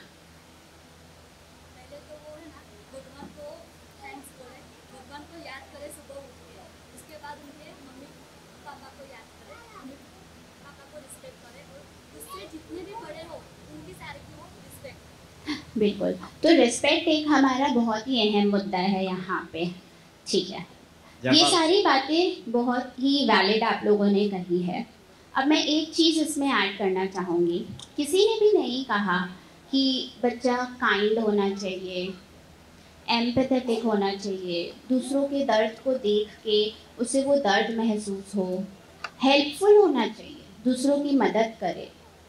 इन्हीं के बात से कनेक्टेड आपको कुछ बताता हूँ। यही बात जो उन्होंने बोला, काइंडनेस, हेल्पफुल एक्सेट्रा, ये होटल वाले जब फोटोज डालते हैं खाने का, राइट, तो क्या सिर्फ अलग अलग डिश का फोटो डालते हैं या कहीं थाली की भी फोटो डालते हैं? कौन सा ज़्यादा देखने में अच्छा लगता है? थाली, उसमें बहुत सारे आइटम्स होते हैं। तो जब हम कहते हैं कि हम चाहते हैं कि हमारा बच्चा अच्छा रहे, गुड का मतलब थाली, उसके अंदर बहुत सारी चीज़ें आ जाती है, एम्पैथी, काइंडनेस, लव, रिस्पेक्ट, करेज, कंपैशन, ये सब आ जाता है। ये सब मिलकर ही बच्चा गुड बन सकता है या अच्छा इंसान बन सकता है। हमारी एक ही सोच होनी चाहिए, मेरा बच्चा अच्छा इंसान बने। उसी के अंदर आ जाता है डिसिप्लिन, उसी के अंदर आ जाता है ऑनेस्टी, उसी के अंदर आता है काइंडनेस, उसी के अंदर आता है एम्पैथी। तो हर चीज जरूरी है, हर चीज जरूरी है। ऐसे नहीं कि 2 चीज है तो 4 चीज नहीं है, चलेगा, नहीं चलेगा। अच्छा इंसान का डेफिनेशन में बहुत सारी चीजें हैं, वो सब आपको खुद प्रैक्टिस करना है, आपको सिखाना है बच्चे को, तभी हो सकता है। Clear, right? हम सब चाहते हैं कि बच्चा रिस्पेक्ट करे। बिल्कुल, बच्चा रिस्पेक्ट तभी करेगा जब वो हमें दूसरों की रिस्पेक्ट करते हुए दिखेगा। और सबसे इम्पोर्टेंट है बच्चे की रिस्पेक्ट करना। बच्चा छोटा है तो क्या हम उसकी रिस्पेक्ट नहीं करें? उसकी रिस्पेक्ट करना सबसे इम्पोर्टेंट है। हम चाहते हैं बच्चा सुबह उठे, भगवान की प्रेयर करे, घर में बड़े लोगों का आशीर्वाद ले। अगर हम अपने मम्मी पापा का पाँव छुएं तो बच्चा हमें देख के दादा दादी, नाना नानी, चाचा चाची सबके पाँव छुएगा। हम उसे सिखा रहे हैं, बच्चा अपने आप नहीं सीखेगा। अगर आप बच्चा उठा बोला जाओ भगवान को जय करके आओ, वो नहीं जाएगा। लेकिन आप उसके साथ ये करोगे, अगर उसने आपको ये करते हुए देखा है तो वो बच्चा करेगा, तो सीख गया ना बच्चा। मुश्किल है?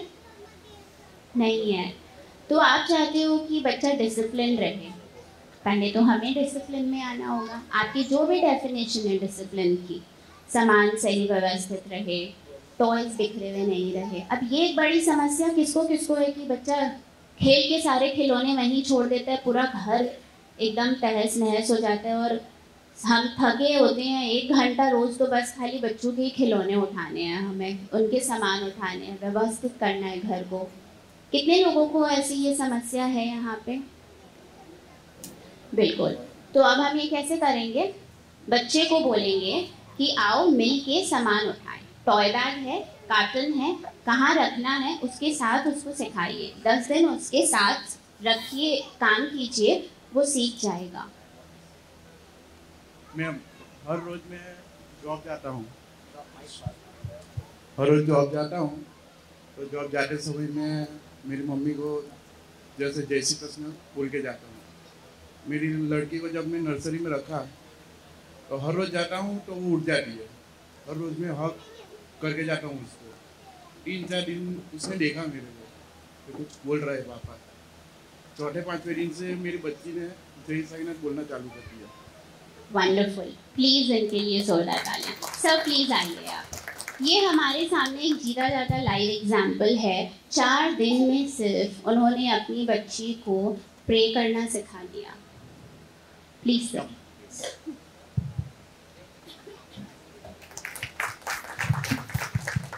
तो अब आप समझिए, जैसा हम करेंगे हमारे बच्चे वैसा ही बनेंगे। अगर हम काइंडनेस चाहते हैं हमारे बच्चे में, तो वो काइंडनेस बच्चे को दिखानी होगी, वो रिस्पेक्ट बच्चे को हमें देनी है, वो हैबिट हमें बिल्ड करनी है। हम बच्चे को बोलते हैं मोबाइल मत देखो। कितने लोगों की यहाँ समस्या है, बच्चा टीवी, मोबाइल, आईपैड। कितने लोग हैं जो रील में फंसे हुए हैं? Reels, YouTube reels. कितने लोग जो रील के रील में फंसे हुए हैं? हाथ ऊपर कीजिए सच्चाई के साथ। ये सच्चाई वाला वर्कशॉप है। अगर आपको बदलना है तो पहले सच्चाई का एक्सेप्टेंस करना चाहिए कि हाँ हम ऐसे हैं, हम बदलना चाहेंगे, है ना? तभी तो आप आए हैं यहाँ पर। कोई बात नहीं है, अगर आप फंसे हुए हैं तो आप उसे थोड़ा कम कीजिए। वो रील के बदले रियल लाइफ में ज़्यादा ध्यान दीजिए बच्चे के ऊपर। रील अपनी जगह है, रियल लाइफ अपनी जगह है, बराबर। रियलिटी क्या है? आपका बच्चा। रील तो रील ही रहेगा। सच्चाई क्या है? आपका बच्चा। सच्चाई पे थोड़ा ज़्यादा ध्यान दीजिए। हाँ जी मैम बोलिए।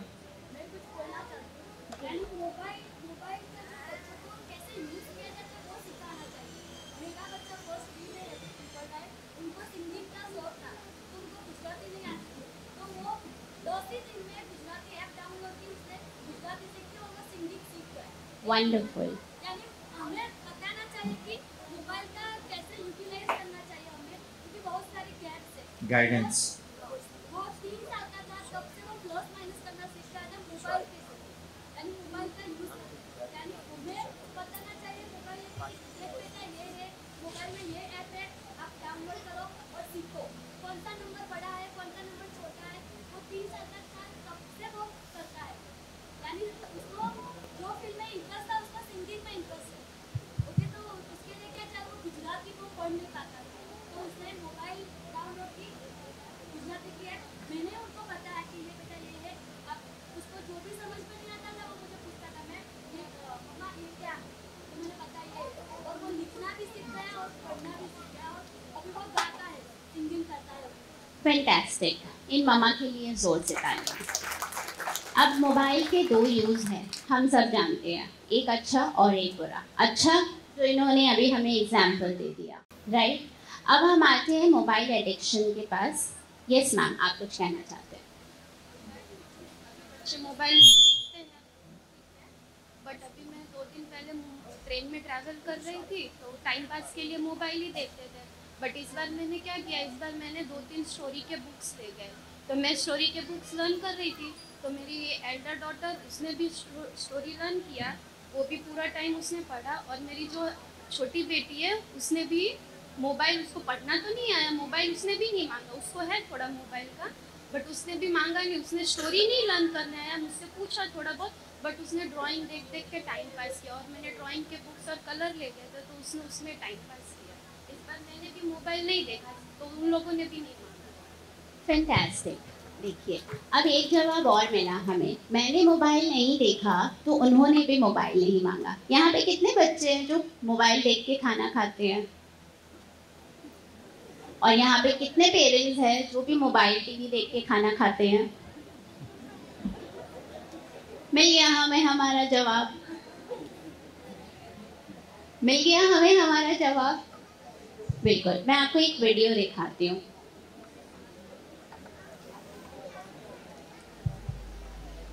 हाँ, तो सीख क्या है? बच्चे से कुछ काम करवाना है तो पहले हमें उसे प्रैक्टिस करना है, बहुत ज़रूरी है। जब तक वो नहीं होने वाला, क्योंकि बच्चा आप जो करोगे, ध्यान से एकदम सुनिए, सबसे ज़रूरी है आपका बिहेवियर। आपका जो बिहेवियर है बच्चे के सामने, सबसे ज़रूरी वो है। और एक पेरेंटिंग का बहुत बड़ा हिस्सा है। वो वीडियो जब आएगा तब आ जाएगा, मेरी बात सुनिए, वो वीडियो आपके लिए ही है ना, चिंता मत कीजिए। तो पेरेंटिंग का बहुत बड़ा हिस्सा है आपका खुद का बिहेवियर, राइट। तो आप जो करोगे बच्चा वही करने वाला है। एंड पता नहीं, शायद ऑलरेडी आपका बच्चा ये सवाल कर रहा है कि आप कर सकते हो, हम क्यों नहीं कर सकते, राइट। यहाँ पे जो पेरेंट्स है, आपके बच्चों की उम्र क्या है? 6-7। तो 0 to 7 जो होता है, 0 to 7 उसे हम कहते हैं golden age of parenting. 0 to 7 में आप बच्चे का कैरेक्टर को मोल्ड कर सकते हो। ध्यान से सुनिए, आप बच्चे के कैरेक्टर को 0 to 7 की उम्र में मोल्ड कर सकते हो।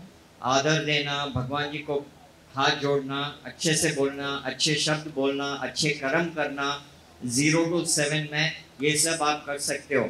7 साल की उम्र में बच्चे लोग न्यूरॉन्स ऐसे डेवलप करते हैं जहाँ वो फिर सवाल करने लगते हैं, रीजनिंग के न्यूरॉन्स पैदा होते हैं, फिर वो सवाल करते हैं। आप करते हो तो हम क्यों नहीं कर सकते हो? मैंने देखा आप टीवी देख रहे थे तो हम क्यों नहीं देख सकते हैं? तो ये आता है 7 साल की उम्र में, ये सेंस ऑफ रीजनिंग पैदा होता है, ये न्यूरॉन्स चालू होते, ये बॉर्न होते हैं उनके ब्रेन के अंदर, राइट। तो बहुत ज़रूरी है, अभी भी आपके पास वक्त है, थोड़ा मेहनत कीजिए। एंड आपको जैसा बच्चा चाहिए फिर वैसा ही बच्चा आप बना सकते हो, आप मोल्ड कर सकते हो। सबसे बड़ी बात, आपका ध्यान एक ही चीज़ पे होना चाहिए कि मेरा बच्चा अच्छा इंसान बने, इंसानियत जो हम कहते हैं, गुड ह्यूमन बीइंग। हाँ जी, वीडियो प्लीज। ये है create a conscious space in your child's life. Conscious मतलब हम जानबूझकर तहे दिल से जो अच्छा काम हम चाहते हैं हम करें और हमारा बच्चा करे। उसके लिए हमें क्या करना होता है? बहुत सोच विचार के वो काम करना होता है। तो अगर हम चाहें कि हमारा बच्चा भी ये करे तो हमें ऐसा एक माहौल बनाना होगा, ऐसी एक स्पेस बनानी होगी कॉन्शियसली, मतलब सोच समझ के, सूझबूझ से। तो ये स्पेस हम कैसे बनाते हैं वो मैं आज आपको बताती हूँ, और फिर हम वापस से मोबाइल एडिक्शन की तरफ आएंगे।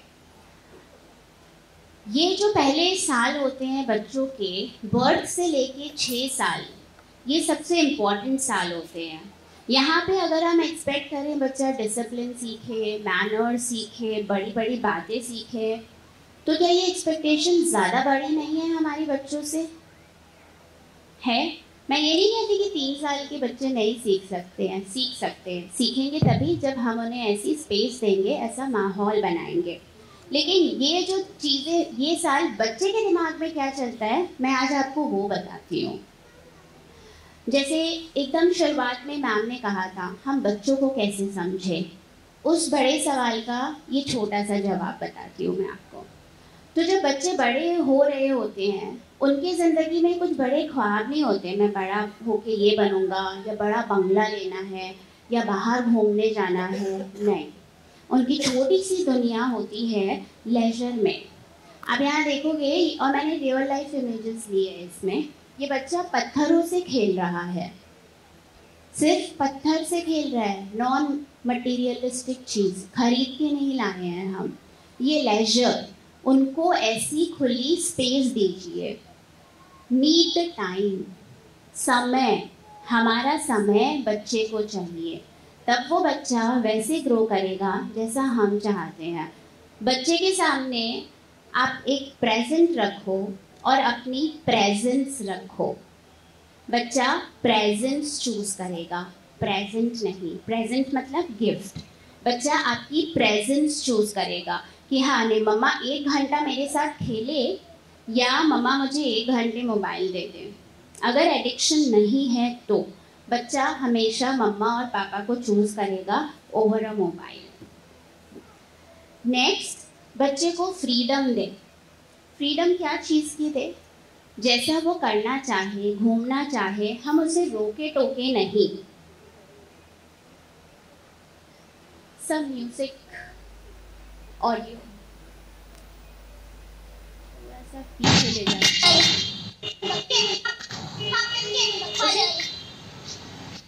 थोड़ी सी फ्रीडम दीजिए उसे मूवमेंट के लिए।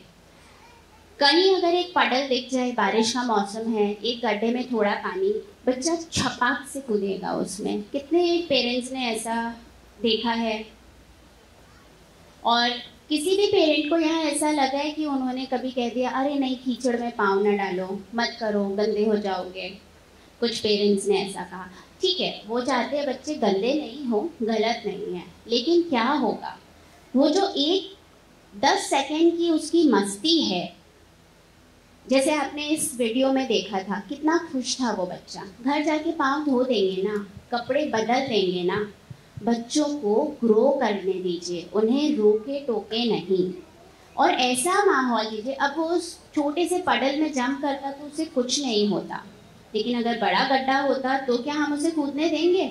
बिल्कुल नहीं। तो कॉन्शियस स्पेस बनानी है हमें। नेक्स्ट, यहाँ पे आप देखोगे बच्चा ट्रेन में है और ऊपर सीट पे चढ़ने की कोशिश कर रहा है। कोशिश करने दीजिए, उसे रोके नहीं आप। इससे बच्चा इंडिपेंडेंट होना सीख रहा है। हम गोदी में उठा के उसे छोड़ सकते हैं वहाँ पे, लेकिन उसे करने दीजिए। आप तो हो ही ना पास में कैच करने के लिए उसे। बिल्कुल। यहाँ पे एक आप वीडियो देखेंगे जहाँ बच्चे ने कुछ खाया और अपने कपड़ों से वो पोंछ रहा है। कितने बच्चे हैं जो ऐसा करते हैं? मेरे बच्चे करते हैं।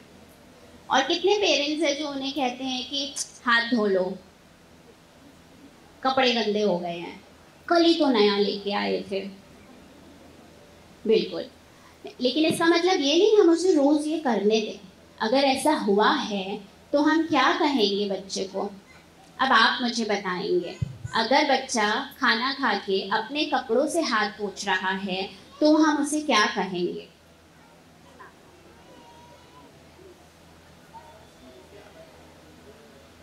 अगर उसने फर्स्ट टाइम किया है तो हम उसे प्यार से समझाएंगे कि ऐसा नहीं करते, ऐसी मतलब बुरी हैबिट्स है, ये बैड हैबिट्स है, ऐसा मत कीजिए। नेक्स्ट उसके कपड़े चेंज करेंगे, हैंड वॉश कराएंगे और उसको ऐसा बोलेंगे कि अगली बार से आप हैंड वॉश करके नैपकिन में या फिर अपने पास हैंकी पड़ी है उससे पूछ लीजिए। ठीक है, thank you ma'am. Ma'am partly correct है। बैड हैबिट क्या होती है? बैड हैबिट कुछ नहीं होती है, ये गुड और बैड हमने बनाया है। अगर बच्चा उसे उस समय नैपकिन नहीं मिला, उसे कुछ नहीं मिला, उसे वही लगा, वो फ्लो में अपना चॉकलेट केक एंजॉय कर रहा है, और उस समय अगर हम उसे बोल दें ये क्या कर दिया तुमने, सारे नए कपड़े खराब कर दिए, प्यार से समझाएंगे और उस समय तो नहीं टोकेंगे उसे। आई नो तुम्हें हाथ धोना था, तुम्हारे हैंड स्टिकी हो गए हैं, तो चलो हम वॉश, उसको लेके जाइए वॉश बेसिन तक, हाथ धोना सिखाइए, तब वो सीखेगा। यस।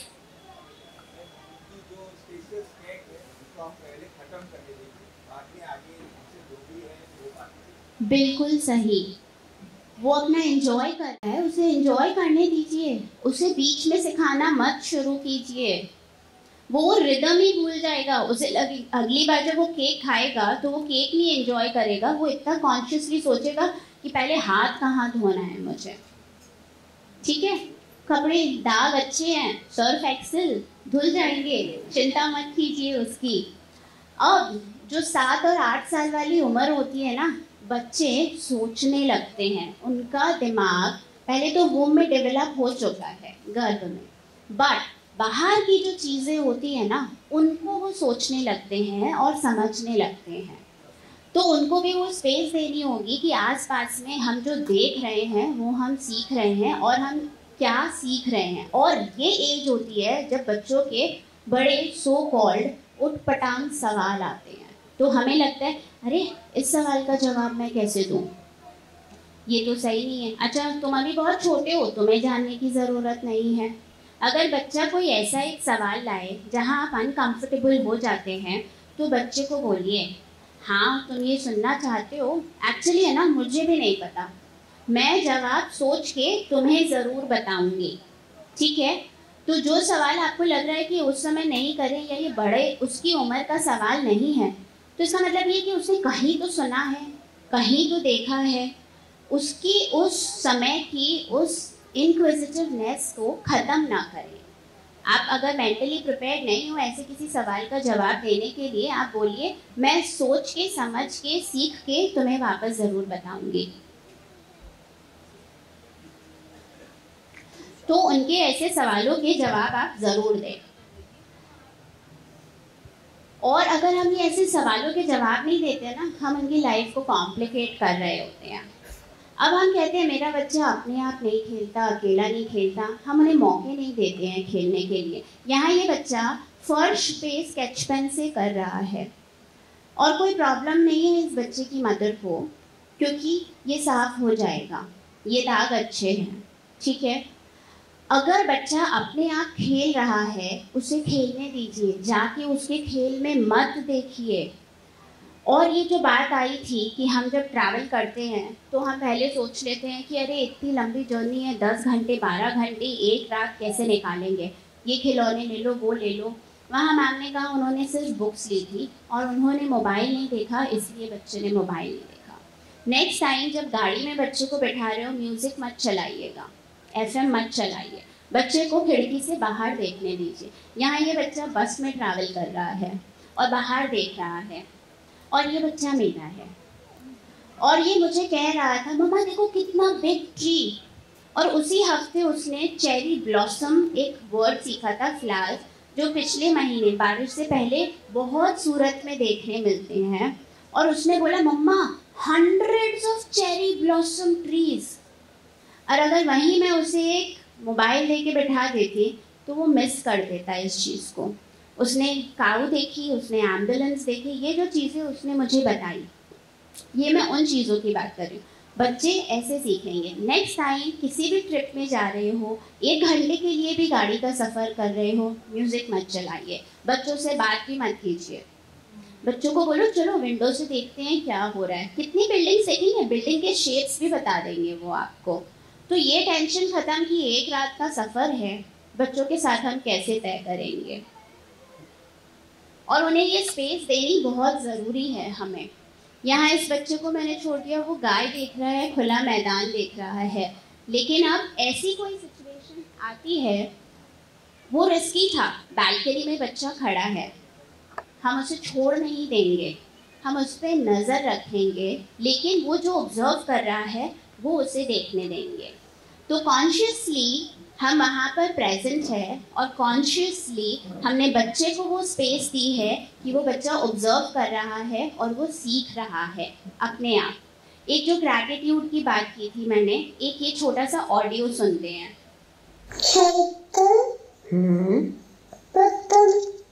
साइकिल एंड पतंग। हाँ। Why साइकिल एंड पतंग?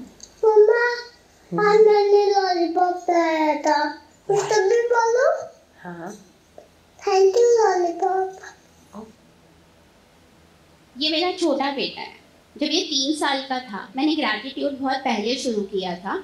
ये थोड़ा लेट बोलने लगा था, लेकिन जब बोलने लगा था, ये रात की वीडियो है इसलिए ब्लैकआउट भी है, तो हम ग्रैटिट्यूड प्रैक्टिस कर रहे हैं। उसने थैंक यू बोला साइकिल, जो अपने नानू के साथ में वो चलाने गया। 1 घंटे उसने साइकिल चलाई और उसे बड़ा मज़ा आया।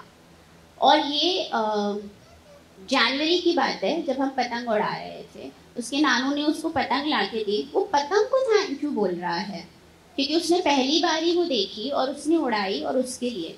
फिर उसे याद आया अरे मैंने तो लॉलीपॉप भी खाई थी, तो वो लॉलीपॉप को भी थैंक यू बोल रहा है।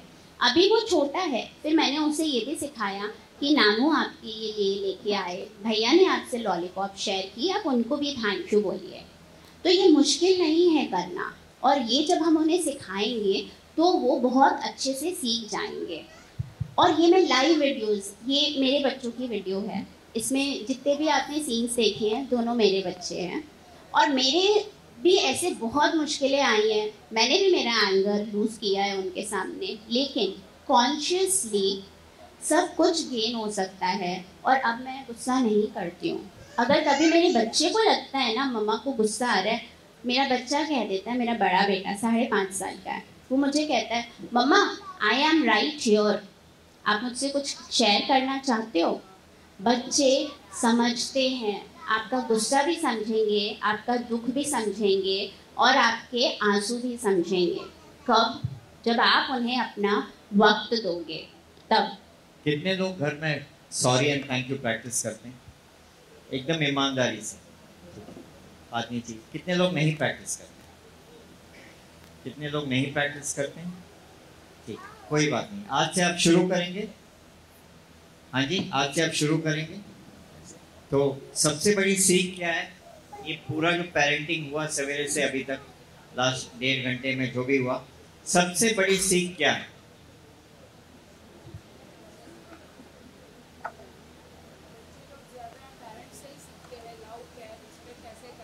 राइट, बच्चे लोग पेरेंट्स से ही सीखते हैं सब कुछ। राइट राइट राइट, हम बच्चे मैडम कह रहे हैं कि ज़्यादा वक्त बच्चे हमारे साथ स्पेंड करते हैं। वैसे मेरे साथ हुआ है, मैं जब भी एडमिट थी हॉस्पिटल में, तभी मेरी बड़ी बच्ची ने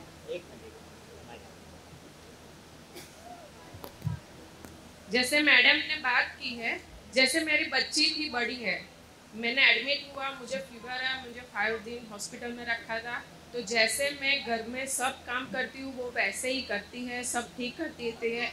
छोटी वाली बच्ची भी मैं स्ट्रेस फील करती हूँ तभी वो मुझे आके स्ट्रेस फ्री कर देती है।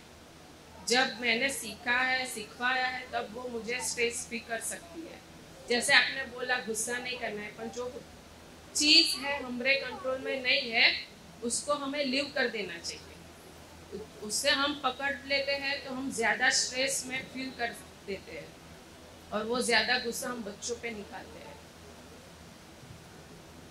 थैंक यू, इन्होंने बहुत अच्छी बात कही। लेकिन ये जो ग्रैटिट्यूड हम आपको इसलिए कह रहे हैं प्रैक्टिस करने के लिए, जब आप ग्रैटिट्यूड प्रैक्टिस करेंगे, कितने लोगों को यहाँ बहुत गुस्सा आता है? पहले हाथ ऊपर कीजिए फटाफट। ठीक है, आप ग्रैटिट्यूड प्रैक्टिस कीजिए, आप थैंक यू सॉरी ज़्यादा बोलना सीखिए। आप देखिए बिना कुछ किए मैजिक की तरह आपका गुस्सा कम होता जाएगा। ये आप प्रैक्टिस कीजिए, ये मैं प्रैक्टिस से आपको बता रहा हूँ, ये मैं आपको प्रैक्टिस से बता रहा हूँ। राइट, आप सोचोगे सर तो माइक पकड़ के कुछ भी बोलते हैं। आज से 12-13 साल पहले मेरी ये हालत थी कि शायद दुनिया के 1 लाख लोगों का अगर लिस्ट होता, सबसे गुस्से वाले लोग शायद मेरा भी नाम होता उसमें। लेकिन आज ऐसी स्थिति आ गई, आप कुछ भी कर लो, दस से मस नहीं होने वाला। मुझे गुस्सा क्या है मुझे नहीं पता है, मुझे मालूम है कि मुझे गुस्सा कब करना है, कैसे करना है, कितना करना है, क्यों करना है, किस लिए करना है, ये मुझे पता है। यही हम चाहते हैं कि आप भी प्रैक्टिस कीजिए, आप ग्रैटिट्यूड प्रैक्टिस कीजिए। मैंने बहुत ग्रैटिट्यूड प्रैक्टिस किया, ग्रैटिट्यूड से बहुत आपका गुस्सा शांत होगा। आप कोशिश कीजिए। कितने लोगों में हिम्मत नहीं है कि आप सॉरी बोल सकते हैं? सीधा हाथ ऊपर उठाइए, कोई बात नहीं। एक, वेरी गुड, आई थिंक 2 और, चलिए और 10 सेकेंड देते हैं फटाफट। कितने लोगों में हिम्मत नहीं है कि आप सॉरी बोले? कितने लोगों को ये लगता है कि हम बड़े हैं, ये छोटे हैं, हम क्यों बोलें? ऐसा कितने लोगों को लगता है? जल्दी से, कोई भी नहीं? चलिए वंडरफुल, सिर्फ 2-3 पेरेंट ने हिम्मत करके हाथ ऊपर उठाया।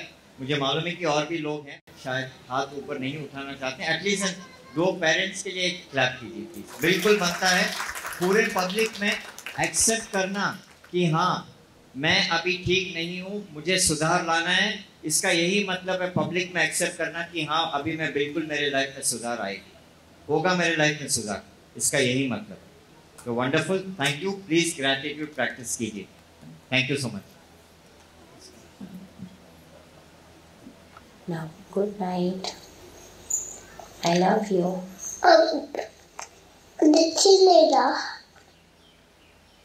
कंपैशन। अगर हम चाहते हैं कि हमारा बच्चा काइंड हो, दूसरों के दर्द में सीखे, उसको खुद को अपने रिफ्लेक्शंस, ये बच्चा खुद से प्यार कर रहा है। जब बच्चा खुद से प्यार करेगा तब वो दूसरों को भी प्यार करेगा। उसे खुद से प्यार करना सिखाइए। ये है जो हम रिस्पेक्ट और संस्कार की बात कर रहे हैं।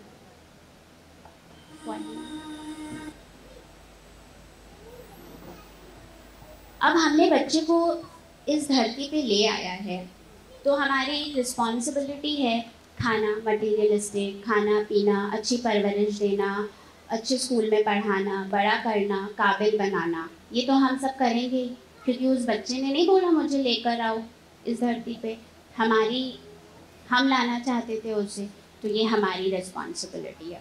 ये हम बखूबी निभा रहे हैं। लेकिन उसका स्पिरिचुअल डेवलपमेंट और उसका इमोशनल डेवलपमेंट, इस पे हमें बहुत ध्यान देनी है। तो ये भी बहुत ज़रूरी है, उसके इमोशंस को वैलिडेट करना, और जो हम हमारे संस्कार देंगे वो हमारा स्पिरिचुअल डेवलपमेंट, दूसरों के दर्द को समझना, कंपैशन होना, ये भी उतना ही इम्पोर्टेंट है। I love you, I love you. I love you, I love you. I love you too. I love you too. जैसा मैंने कहा, तोते के जैसे वापस उसने वैसा ही कहा, और ये आदत बन जाती है। लेकिन मुस्कुरा के मैं कह रही थी और मुस्कुरा के वो कह रहा था, तो ये बहुत इम्पॉर्टेंट है। जब हम बच्चों के साथ में ये प्रैक्टिस करते हैं तो बच्चों को लगता है आई एम वर्दी, मैं अहम हूँ, मैं इम्पॉर्टेंट हूँ, और मेरे आसपास में मुझे लोग प्यार करते हैं। तो ये चीज़ हमें बच्चों को सिखानी है, जिससे कि उसके मन में कभी ये फियर, ये डर नहीं आए कि मम्मा पापा तो मुझे प्यार ही नहीं करते हैं। और ये छोटी छोटी चीज़ें बहुत इम्पॉर्टेंट है हमारे लाइफ में। यहाँ ये बच्चा टैंट्रम थ्रो कर रहा है पब्लिकली, ये हम बाहर गए थे और वो वहाँ पे टैंट्रम थ्रो कर रहा था। ऐसे सिचुएशन में कौन कौन रहे हैं? कोई सोशल गैदरिंग में गए हैं, बाहर गए हैं, और बच्चा यहाँ पे टैंट्रम थ्रो कर रहा है, जिद कर रहा है, चिल्ला मिल्ली कर रहा है। ऐसी सिचुएशंस में कोई कभी पड़ा है? बिल्कुल। तो ऐसी सिचुएशंस में सबसे पहले इमोशन को वैलिडेट कीजिए। ये मत सोचिए कि लोग क्या सोच रहे हैं, ये मत सोचिए कि कैसा बच्चा है, कैसे माँ बाप है। जब हम ऐसा कोई बच्चे को ऐसा करते देखते ना, सबसे पहले हमारे मन में ये सवाल ही आता है, कैसे मम्मा है, कैसे पापा है, बच्चा ऐसे इतने टैंट्रम थ्रो कर रहा है, जिद कर रहा है। उनकी परवाह ना करें, अपने बच्चे को संभालें, उसे हक कीजिए, उसे बोलिए आई नो तुम अभी सैड हो, अच्छा तुम्हें वो टॉय चाहिए, आज हम ये नहीं खरीद सकते हैं, लेकिन हम इसे हमारी विश लिस्ट में लिख देंगे। एक विश लिस्ट बनाइए आज, और बच्चे को बोलिए जो भी चाहिए उस लिस्ट में लिखो, ठीक है। तो ये एक तरीका है उसी समय बच्चे को हैंडल करना। अगर आप वो टॉय उसे उस समय नहीं दिलाना चाहते हो, या कोई भी सामान फॉर दैट मैटर, आप उसे बोलिए हमारी विश लिस्ट है ना, हम पहले उस विश लिस्ट में लिखेंगे, और जब हम वो ले लेंगे तब हम उसे टिक कर लेंगे। बच्चा काम डाउन हो जाता है। या फिर डिस्ट्रैक्शन, जैसे एक मैम ने कहा था पहले, दैट ऑल्सो वर्क्स। लेकिन डिस्ट्रैक्शन के साथ में इमोशन को वैलिडेट करना बहुत ज़रूरी है। और हमारी आदत होती है, बच्चों को सबके सामने बोलते हैं, कान पकड़ के सॉरी बोलो, अभी की अभी सॉरी बोलो, तुमने ऐसा क्यों किया। मत फोर्स कीजिए उसे समझाइए, वो उसे शर्मिंदगी लगती है, लेकिन at the same time sorry बोलना बहुत इम्पॉर्टेंट है। ये गुस्से में मत समझाइए। अगर उसने उस समय जिद की है, थोड़ा सा अलग हो जाइए, रूम में लेके जाइए, उसे समझाइए, देखो सॉरी बोलना अच्छी बात होती है, चलो हम अब उनको सॉरी बोल दें, वो मान जाएगा। तो जब आप दोस्तों के सामने सॉरी कहलवाते बच्चे को, आप सचमुच बच्चे का हैबिट बदलना चाहते हो या आप दूसरे लोगों को खुश करना चाहते हो? सच्ची बात बताइए, आप दूसरे लोगों की खुशी के लिए ये करते हो कि सामने वाला बुरा नहीं मान जाए, है या ना? बहुत बार यही होता है कि सामने वाला बुरा नहीं मान जाए। मैं सबकी बात नहीं कर रहा हूँ, मैं सबकी बात नहीं कर रहा हूँ, बट मोस्टली यही सोच होता है कि सामने वाला कहीं बुरा नहीं मान जाए, राइट? फिर अपना बच्चा जो बुरा मान जाता है उसका क्या? हमने कभी ये सोचा कि हमारा बच्चा कितना बुरा मान रहा होगा कि कोई इंसान जो उसके लिए इतना इम्पोर्टेंट नहीं हो, शायद गेस्ट है, शायद आधे घंटे के लिए आया है, 1 घंटे के लिए आया, उसके सामने आपने बोल दिया कान पकड़ के सॉरी बोलो, या गुस्से से बोल दिया कि सॉरी बोलो, ताकि सामने वाले को बुरा नहीं लगे। बट हमारा बच्चा, ये बहुत ज़रूरी बातें हैं, राइट? इस सब का ध्यान रखिए एंड आगे से सोच समझकर जो भी आपने सीखा आज के प्रोग्राम में, इसे रोज अपनी लाइफ में फिट करने की कोशिश कीजिए। करेंगे आप? कोशिश करेंगे? सब लोग करेंगे? अच्छे से यस बोलिए थोड़ा। यस बोलने में कितनी ताकत लग जाती है? ज़्यादा ताकत लग जाती है। आप वहाँ से यहाँ आए, इतने ताकत लगाकर वहाँ से यहाँ पहुँचे, इतना वक्त, ठीक है? चलिए, थैंक यू। और अगर इतनी कोशिश करने के बाद भी अगर बच्चा सॉरी नहीं बोले तो क्या करेंगे? हम अपने बच्चे को बोलेंगे you know what we did was not right. और हमेशा है ना, तुम बोल के मत बात करो, हम बोल के बात करते हैं। तो क्योंकि बच्चा हमारा हम बोल के बात करेंगे ना, तो उससे लगेगा कि हाँ हमने गलती की है। ठीक है, आज आपका मन नहीं है सॉरी बोलने का, लेकिन सॉरी बोलना तो अच्छी बात होती है। हम मिल के सॉरी बोलते हैं, तो आप ही सॉरी बोल दीजिए उसको साथ में लेके। It works like that also. लेकिन सॉरी तो बोल के ही, सामने वाला बोल भी दे नहीं नहीं कोई बात नहीं है, छोड़ दो, जाने दो, लेकिन आप अपनी तरफ से ज़रूर सॉरी बोलें बच्चे के सामने, तो बच्चा सीखेगा सॉरी भी इम्पॉर्टेंट होती है। अब एक और कम्युनिकेशन की बात आती है कि हम ना, डोंट, नहीं बहुत ज़्यादा यूज़ करते हैं। जिन चीज़ों के लिए मना की जाती है वही चीज़ें ज़्यादा अट्रैक्टिव होती है। अगर बच्चा सोफ़ा पे कूद रहा है तो उससे बहुत मज़ा आ रहा है, और हम उसी समय क्या कहते हैं, कूदो मत, डोंट जंप। तो ऐसी सिचुएशन में हम उसे क्या कह सकते हैं, आई नो तुम्हें जंप करना बहुत अच्छा लगता है, लेकिन सोफ़ा बैठने के लिए है, चलो फ्लोर पे जंप करते हैं, चलो ट्रैम्पोलिन में जंप करते हैं, गार्डन में जंप करते हैं। बच्चा दौड़ रहा है और हम कहते हैं डोंट रन, भागो मत। होता है ऐसा आपके साथ में, सड़क पे है बच्चा हाथ चढ़ा के दौड़ रहा है, राइट, तो उस समय आप बच्चे से कहिए लेट्स होल्ड हैंड, एक दूसरे का हाथ पकड़ के वॉक करते हैं। अगर वहीं आप उसको ना ना बोलते रहोगे वो दौड़ता ही रहेगा। अपने वोकैबुलरी से नो, डोंट, नहीं, मत इरेज कर दीजिए, क्योंकि और हमेशा एक ऑल्टरनेटिव रखिए। अच्छा सोच लीजिए अभी मेरा बच्चा वॉल पे कलर कर रहा है, तो मुझे क्या बोलना है, जहाँ कि सीधा मैं बोल दूँ अरे पूरी वॉल गंदी कर दी, इस पर क्यों स्क्रिबल कर रहे हो। एक सेकेंड पॉज लीजिए और फिर सोचिए मैं यहाँ पे क्या बोलूँ उससे। बोले आई नो तुम्हें कलरिंग करना अच्छा लगता है, तुम्हें लिखना अच्छा लगता है, लेकिन हम पेपर पे लिखते हैं, नोटबुक में लिखते हैं, वॉल पे नहीं लिखते हैं। स्क्रबर लाइए, बच्चे के साथ खुद मिल के साथ कीजिए, नेक्स्ट टाइम वो नहीं करेगा। ये जो भी एक्टिविटी करनी है बच्चे के साथ कीजिए, उसको वैलिडेट कीजिए, तब वो बच्चा सीखेगा। रेस्पेक्ट तभी सीखेगा, आदर करना तभी सीखेगा, जैसा हम चाहेंगे वैसा सीखेगा। अभी मोबाइल एडिक्शन पे आती हूँ। एक, हम जितना कम मोबाइल देखेंगे बच्चे उतना कम मोबाइल देखेंगे। दूसरा, आज के ज़माने में बिना मोबाइल बिना डिजिटल मुश्किल भी है, तो हम क्या कर सकते हैं, जिनके मोबाइल में यूट्यूब है नॉर्मल वाला, अगर आप उसे नहीं डिलीट कर सकते हैं तो उसे फोल्डर के अंदर फोल्डर बना के हाइड कर दीजिए। हमें लगता है बच्चा कार्टून देख रहा है, क्या देख रहा है, रील देख रहा है। सबसे डेंजरस सोशल मीडिया प्लेटफॉर्म अगर कुछ बच्चे के लिए है तो वो है यूट्यूब। यूट्यूब में कोई फ़िल्टर नहीं है, एज फिल्टर नहीं है, बच्चा क्या देखेगा हमें नहीं पता है। अगर फिर भी आप चाहते हो कि बच्चा आपके यूट्यूब से कुछ सीखे, एजुकेशनल चीज़ें सीखे, यूट्यूब किड्स डाउनलोड कीजिए। पासवर्ड होता है, कोड होता है जो बच्चा नहीं डिकोड कर सकता है, और सबसे अच्छी बात है उसमें भी जो चीज़ें आप चाहते हो आपका बच्चा नहीं देखे उसे ब्लॉक कर सकते हैं आप। मैं एनकरेज नहीं कर रही हूँ डिजिटल मीडिया के लिए, सल्यूशंस बता रही हूँ। अगर ऐसी सिचुएशन में आप ऐसा नहीं कर सकते हैं तो आपको क्या करना है, ठीक है। टाइमर होता है उसमें, आपसे चाहते हो 10 मिनट बच्चा देखे, 10 मिनट में वो बंद हो जाएगा, 15 मिनट में बंद हो जाएगा। और एक चीज़ का बहुत ध्यान रखें, अगर आपने 10 मिनट का टाइमर लगाया है, 4 मिनट बाद बच्चे को जाके बोलेंगे बस अब हम सिर्फ थोड़ी देर देखेंगे, फिर मोबाइल बंद हो जाएगा। 6 मिनट बाद जाके वापस बच्चे को याद दिलाइए, थोड़ी सी देर और, फिर मोबाइल बंद हो जाएगा। 10 मिनट में मोबाइल बंद हो गया, तो जब वो मोबाइल बंद होगा बच्चा मेंटली प्रिपेयर्ड है कि उसका स्क्रीन टाइम ख़त्म हो गया। अगर हम उसे इस चीज़ के लिए प्रिपेयर नहीं करेंगे और मोबाइल बंद हो गया, वो रोएगा, जिद करेगा कि उसे और देखना है।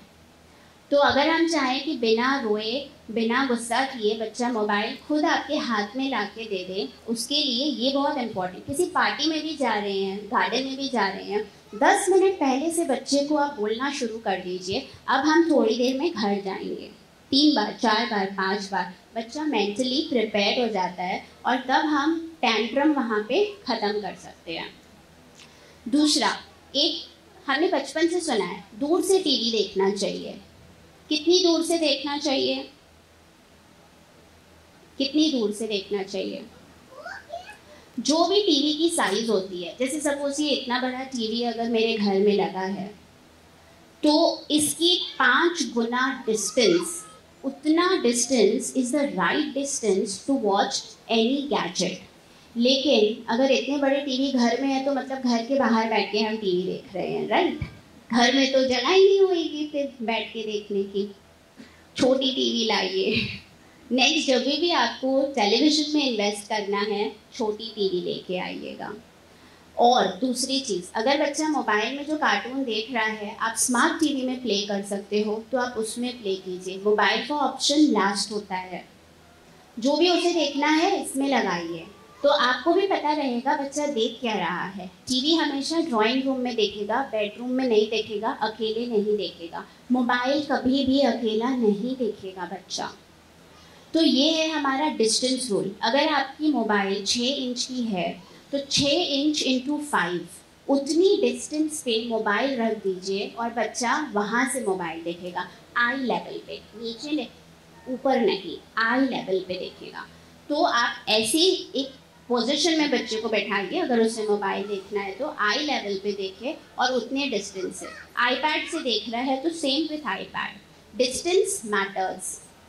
तो उससे आंखें पे जोर नहीं पड़ने वाला है बच्चों के, और वो देखेगा। और सबसे बड़ी बात, जब मोबाइल हाथ में होता है तो बच्चा कंट्रोल कर रहा है हर 3 सेकंड में। ये साइंटिफिकली प्रूवन है कि जो भी रील्स आती है ना, बस 3 सेकंड का अटेंशन स्पैन, 3 सेकंड में हम डिसाइड कर लेते हैं कि ये रील हमें देखनी है या नहीं।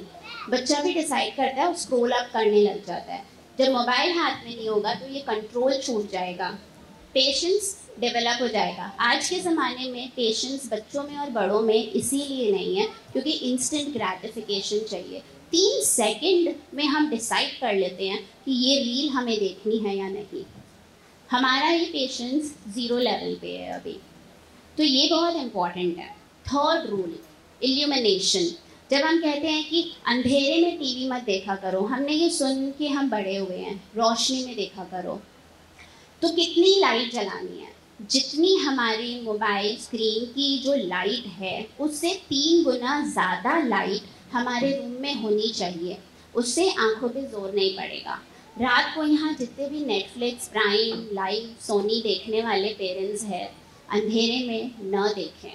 आपको देखना है, लाइट जलाइए, दूसरे रूम में जाइए और वहाँ देखिए। डिस्टेंस से देखिए, हाथ में लेके न देखें। और नहीं देखेंगे तो और भी अच्छी बात है। तो ये रूल्स अगर हम मान लें तो लाइफ सिंपल हो जाएगी।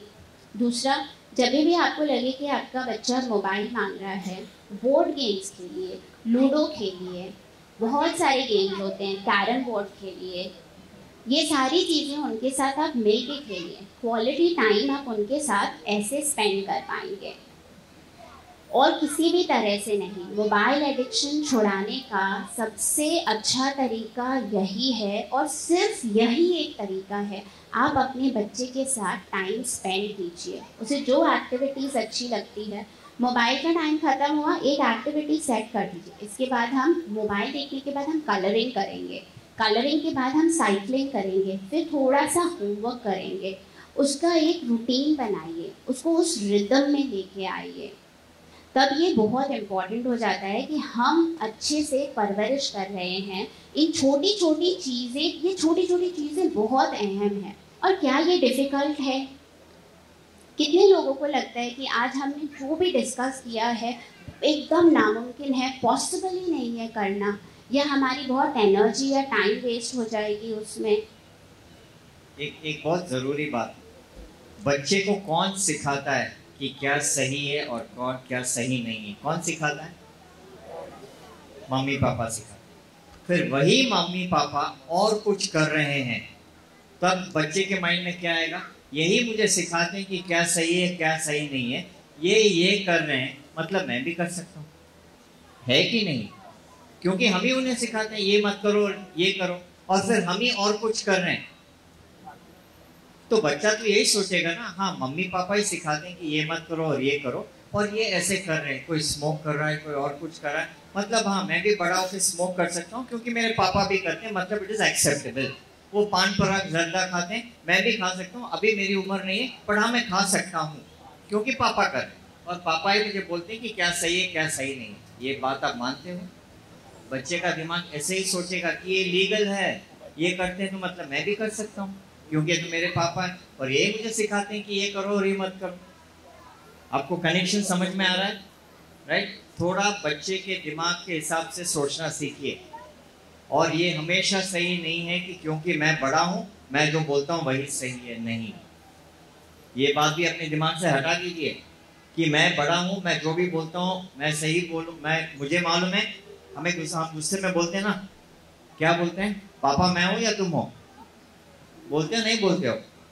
कितने लोगों ने बोला ये डायलॉग कभी गुस्से में? मम्मी मैं हूँ तुम हो, बड़ा कौन है? मैं हूँ तुम हो। अगर हम नहीं भी बोलते हैं मन में अंदर रहता है ना कि मुझे बेहतर मालूम है। ऐसा नहीं होता है। बस 5 मिनट दिन में या 10 मिनट दिन में समय निकाल के अपने अंदर थोड़ा झांकिए, फिर आपको खुद पता चलेगा कि आप कितने सही हो और कितने सही नहीं हो।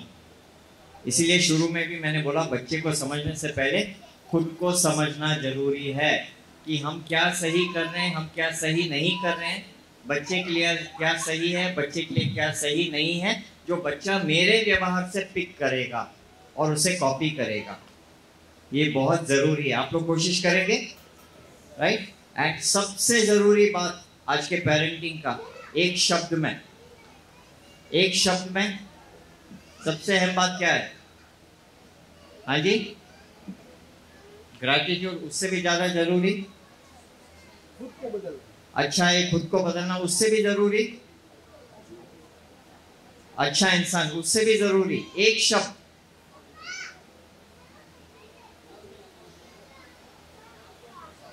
अपन जैसे व्यवहार करेंगे बच्चा करेगा। एक शब्द में सबसे जरूरी इमोशन। और कुछ? हाँ जी, जोर से बोलिए थोड़ा, फिर आप बाद में बोलेंगे मैंने तो कहा था आपने नहीं सुना। कंट्रोल नहीं करना, नहीं, एक शब्द में खुद में सुधार लाना है, बच्चे में सुधार। ये बहुत बड़ा सेंटेंस हो गया। एक शब्द है जिसमें सबका सॉल्यूशन है। Reflection, understanding, reflection, understanding, emotions, habits, ये सब एक शब्द में बंधा हुआ है। पॉजिटिविटी, ये सब तो हम सिखाएंगे बच्चे को। कब? जब हम देंगे टाइम। सब कुछ टाइम के अंदर है। जब तक आप टाइम नहीं दोगे कैसे पॉजिटिविटी सिखाओगे? आप टाइम नहीं दिखाओगे तो अच्छे हैबिट्स कैसे सिखाओगे? आप टाइम नहीं दिखाओगे तो क्या करना क्या नहीं करना कैसे सिखाओगे? आप टाइम नहीं दोगे तो अच्छा इंसान बनना कैसे सिखाओगे? घूम फिर के बात एक ही सुई पे अटकती है, टाइम। आपने जितने भी आंसर्स बोले वो सब एक ही चीज में समा गया है, जिसे हम कहते हैं वक्त, टाइम। आप टाइम दीजिए आपके बच्चे को। आप जो चाहते हो कि मेरा बच्चा ऐसा बने, ऐसा इंसान बने, वो तब होगा जब आप वक्त देंगे। जब आप वक्त नहीं देंगे तो आप लिख लीजिए वो नहीं हो सकता। क्लियर? सो टाइम सबसे जरूरी है। सबसे बड़ी सीख होनी चाहिए आपकी कि मुझे बच्चे को वक्त देना है, और मैंने अगर बच्चे को वक्त दिया मैं सब कुछ सिखा सकता हूँ। काइंडनेस, कंपैशन, सच बोलना, बड़ों की आदर करना, रेस्पेक्ट, अच्छे से बोलना, अच्छा इंसान बनना बिना टाइम के नहीं होगा। क्लियर? सब मानते हैं? यस और नो? चलो अभी यस अच्छे से निकला। Thank you so much. कुछ पेरेंट्स का कंसर्न था कि बच्चे झूठ बोलते हैं, उनको सच बोलना कैसे सिखाएं। बच्चे ने झूठ बोलना भी हमसे सीखा है। कहीं बाहर गए तो हमने कहा सुनो घर जाके है ना किसी को ये बताना मत कि हमने ऐसा किया। हमने उसे झूठ बोलना सिखा दिया। सबसे ज्यादा किसी को हम बोलते हैं दादू दादी को नहीं बोलना, नानू नानी को नहीं बोलना, हम यहाँ गए थे वहाँ गए, हम बोलते हैं नहीं बोलते हैं। और फिर जब बच्चा 10 साल का हो जाता है हम बोलते हैं झूठ कहाँ से सीखा तुमने? सोचिए 2 मिनट किसने सिखाया? बच्चे को झूठ का इंट्रोडक्शन हम देते हैं। जैसे मूवी पिक्चर स्टार्ट होता है तो इंट्रोडक्शन देते हैं ना, hero heroine, director, fighter, I mean जो भी आर्ट डायरेक्टर सबका नाम आता है। वैसे हम ही इंट्रोड्यूस करते हैं बच्चे को कि झूठ क्या होता है। राइट। तो इसीलिए हम लोग आपसे आज यही कह रहे हैं कि जो आप करोगे वही बच्चा करेगा, जो आप कहोगे वही बच्चा कहेगा, जैसे आप बर्ताव करोगे वही बच्चा करेगा। आप झूठ बोलोगे तो बच्चा झूठ बोलेगा, आप झूठ सिखाओगे तो जो बच्चा झूठ बोलेगा, राइट। टाइम दीजिए, फोकस कीजिए, सबसे पहले खुद पर थोड़ा फोकस कीजिए। अच्छा इंसान मैं खुद बनूं, तब मैं बच्चे को मुझसे और अच्छा इंसान बना सकता हूँ। Thank you. कुछ क्वेश्चंस अगर आप कुछ पूछना चाहते हैं तो कुछ क्वेश्चन, कोई कुछ जानना चाहता है, कोई कुछ पूछना चाहता है अपने बच्चे से related. Ji ma'am.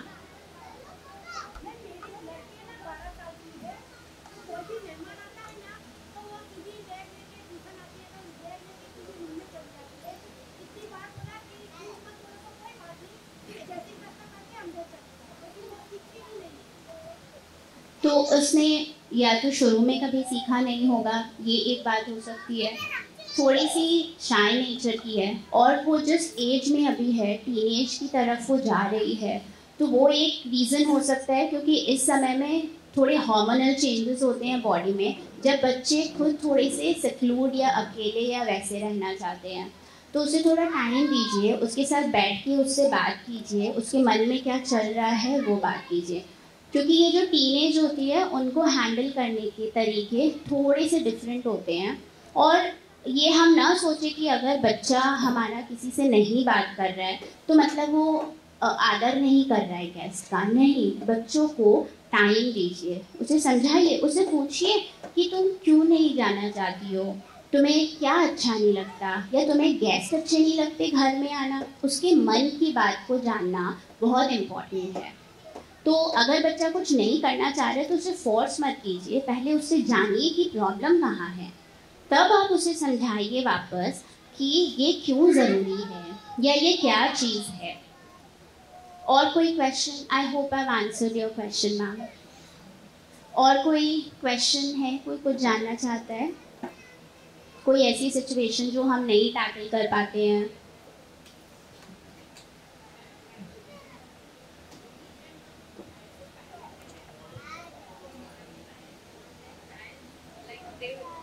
Their child must be first in everything, in academics, in non-academics, everywhere their child must be first.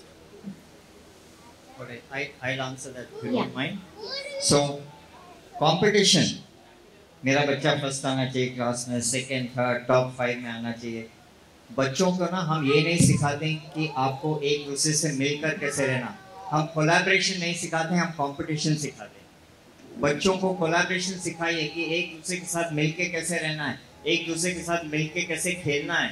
Marks ऊपर नीचे 5 मार्क 10 मार्क कुछ नहीं हो जाएगा। हमारा बच्चा पीएचडी नहीं कर रहा है। कितने लोगों को लगता है आपका बच्चा पीएचडी में है? अच्छे मार्क्स लाना जरूरी है। 80, 85%, 90% अच्छे मार्क्स हैं। जरूरी नहीं कि फर्स्ट आए तो ही अच्छा है मेरा बच्चा, बिल्कुल जरूरी नहीं है। अगर 70% आता है और एक बेहतरीन इंसान बनता है तो उससे ज्यादा कौन से आपको मार्क्स चाहिए, राइट। आप पुश मत कीजिए। गलत चीजों में हमें कंपटीशन नहीं करना है। बच्चे को बोलना है अच्छा पढ़ना है, बिल्कुल अच्छे पढ़ना है, लेकिन हमेशा ये फर्स्ट का प्रेशर मत डालिए। फर्स्ट आना है, सेकंड आना है, तुम्हें क्लास में टॉप करना है। नहीं, ये सब बच्चे के समझ के बाहर है। अभी ये सब इस बच्चे के दिमाग में मत डालिए, जरूरी नहीं है। 90 ला रहा है, 85 ला रहा है, बहुत अच्छी बात है, बट फर्स्ट आना, सेकंड आना, थर्ड आना, ये कंपटीशन मत सिखाइए। आप में से कितने हैं जो हमेशा टॉपर्स रहे हैं, स्कूल टॉप की है, यूनिवर्सिटी टॉप की है? प्लीज़ हाथ उठाइए। 1 2 3 4 5 6। और जो बाकी लोग नहीं कर पाए, क्या उनमें काबिलियत कम थी? बिल्कुल नहीं। क्या वो समझदार कम थे? क्या वो इंटेलिजेंट कम थे? वो किसी और चीज़ में बहुत अच्छे थे। तो आप अपने बच्चे के उस हुनर को जानने की कोशिश कीजिए कि किसमें वो बहुत अच्छा है और क्या चीज़ है जो वो अच्छे से नहीं कर पा रहा है और उसको हम कैसे और निखारें। तो ये इम्पॉर्टेंट है। कंपटीशन इम्पॉर्टेंट नहीं है। कोई बच्चा धीरे सीखता है, कोई बच्चा जल्दी सीखता है। अपने बच्चे की सीखने की समझ को समझ लीजिए, तो ये कंपटीशन ख़त्म हो जाएगा। और थैंक यू सो मच। फिर से आप सब आए, सवेरे सवेरे उठ के आए रविवार के दिन, बहुत अच्छा लगा, हमें भी बहुत अच्छा लगा। एंड रेडिएंट इंटरनेशनल को हम चाहते हैं कि आप सब तालियों से एक बार थैंक यू बोलिए ये प्रोग्राम के लिए। इनके बिना ये नहीं होता। आपको बस 5 सेकंड की ये सोचना है कि ये स्कूल हमारे बच्चे के लिए क्या करना चाह रहा है। स्कूल में तो आपके बच्चों को पढ़ा रहा है, बट ये भी चाह रहा है कि आप भी ध्यान दें कि आपके बच्चों को आपको कैसे बड़ा करना है। मतलब स्कूल पूरी तरह का परवरिश पर फोकस्ड है। इसके लिए बहुत बहुत बधाई रेडिएंट इंटरनेशनल को, एंड धन्यवाद आप सबको जो आप आए। एंड विनीता जी और मेरे तरफ से थैंक यू आपको, and thank you radiant international के मैनेजमेंट को कि आप लोगों ने हमें फिर से बुलाया, फिर से मौका दिया। एंड उम्मीद करते हैं कि आप सब लोग आज यहाँ जो भी सीख कर गए, एटलीस्ट कोई एक चीज़ आप आज से अभी से अपने लाइफ में इम्प्लीमेंट करेंगे। हाँ या ना? हाँ या ना? चलिए, thank you so much and wish you all the very best. Thank you so much parents. वैसे तो आज विनीता जी और मनीष जी ने हमारे सारे सवालों के जवाब हमें दे दिए हैं, ऐसा लग रहा है। So I would like to conclude this seminar with one activity. उसके लिए मुझे स्टेज पे आना पड़ेगा ताकि I be visible to you all. सबसे पहले तो अभी इन्होंने बताया कि आज से ही हम कुछ अपनी लाइफ में यहीं से इम्प्लीमेंटेशन करके जाएंगे। तो सबसे पहले हम लोग ग्रेटिट्यूड से वर्कआउट स्टार्ट करते हैं। हम सब एक साथ मिलके इन लोगों को थैंक यू बोलते हैं जिन्होंने अच्छी पेरेंटिंग सिखाई। सो repeat after me. Thank you sir, thank you ma'am. So this is the gratitude practice that we are doing right now, and one more activity I would like to do with you all. जैसे जैसे मैं बोलूँ वैसे आपको करना है। Even तो बच्चे हैं तो स्टूडेंट्स, मैं जैसा बोलूँ आप सब लोगों को वैसे करना है। Okay? Clap your hands, tap your head, tap your shoulder, tap your hand, tap your shoulder, touch your feet. So this was the conclusion of today's seminar. बच्चे बोलने से नहीं सुनते हैं। मैंने 2 बार इंस्ट्रक्शन दी थी, जैसा मैं बोलूं वैसा आपको करना है। But what you have did, जैसा मैंने किया। तो एग्जैक्टली बच्चे भी वैसा ही करते हैं जैसा आप लोग घर पे करते हैं। Thank you so much parents for listening them very nicely. Now I would like to invite Ankita ma'am for the vote of thanks. Thank you. Dear parents, hope we all got the answers of our many questions. On behalf of Trice family, I would like to thank our today's guests, Trice management, all the dignitaries, principal, teachers and all the helping staff who are always on their toes for the betterment. Special thanks to our parents for your very precious time. To sum up, please everyone stand up on your place for the national anthem.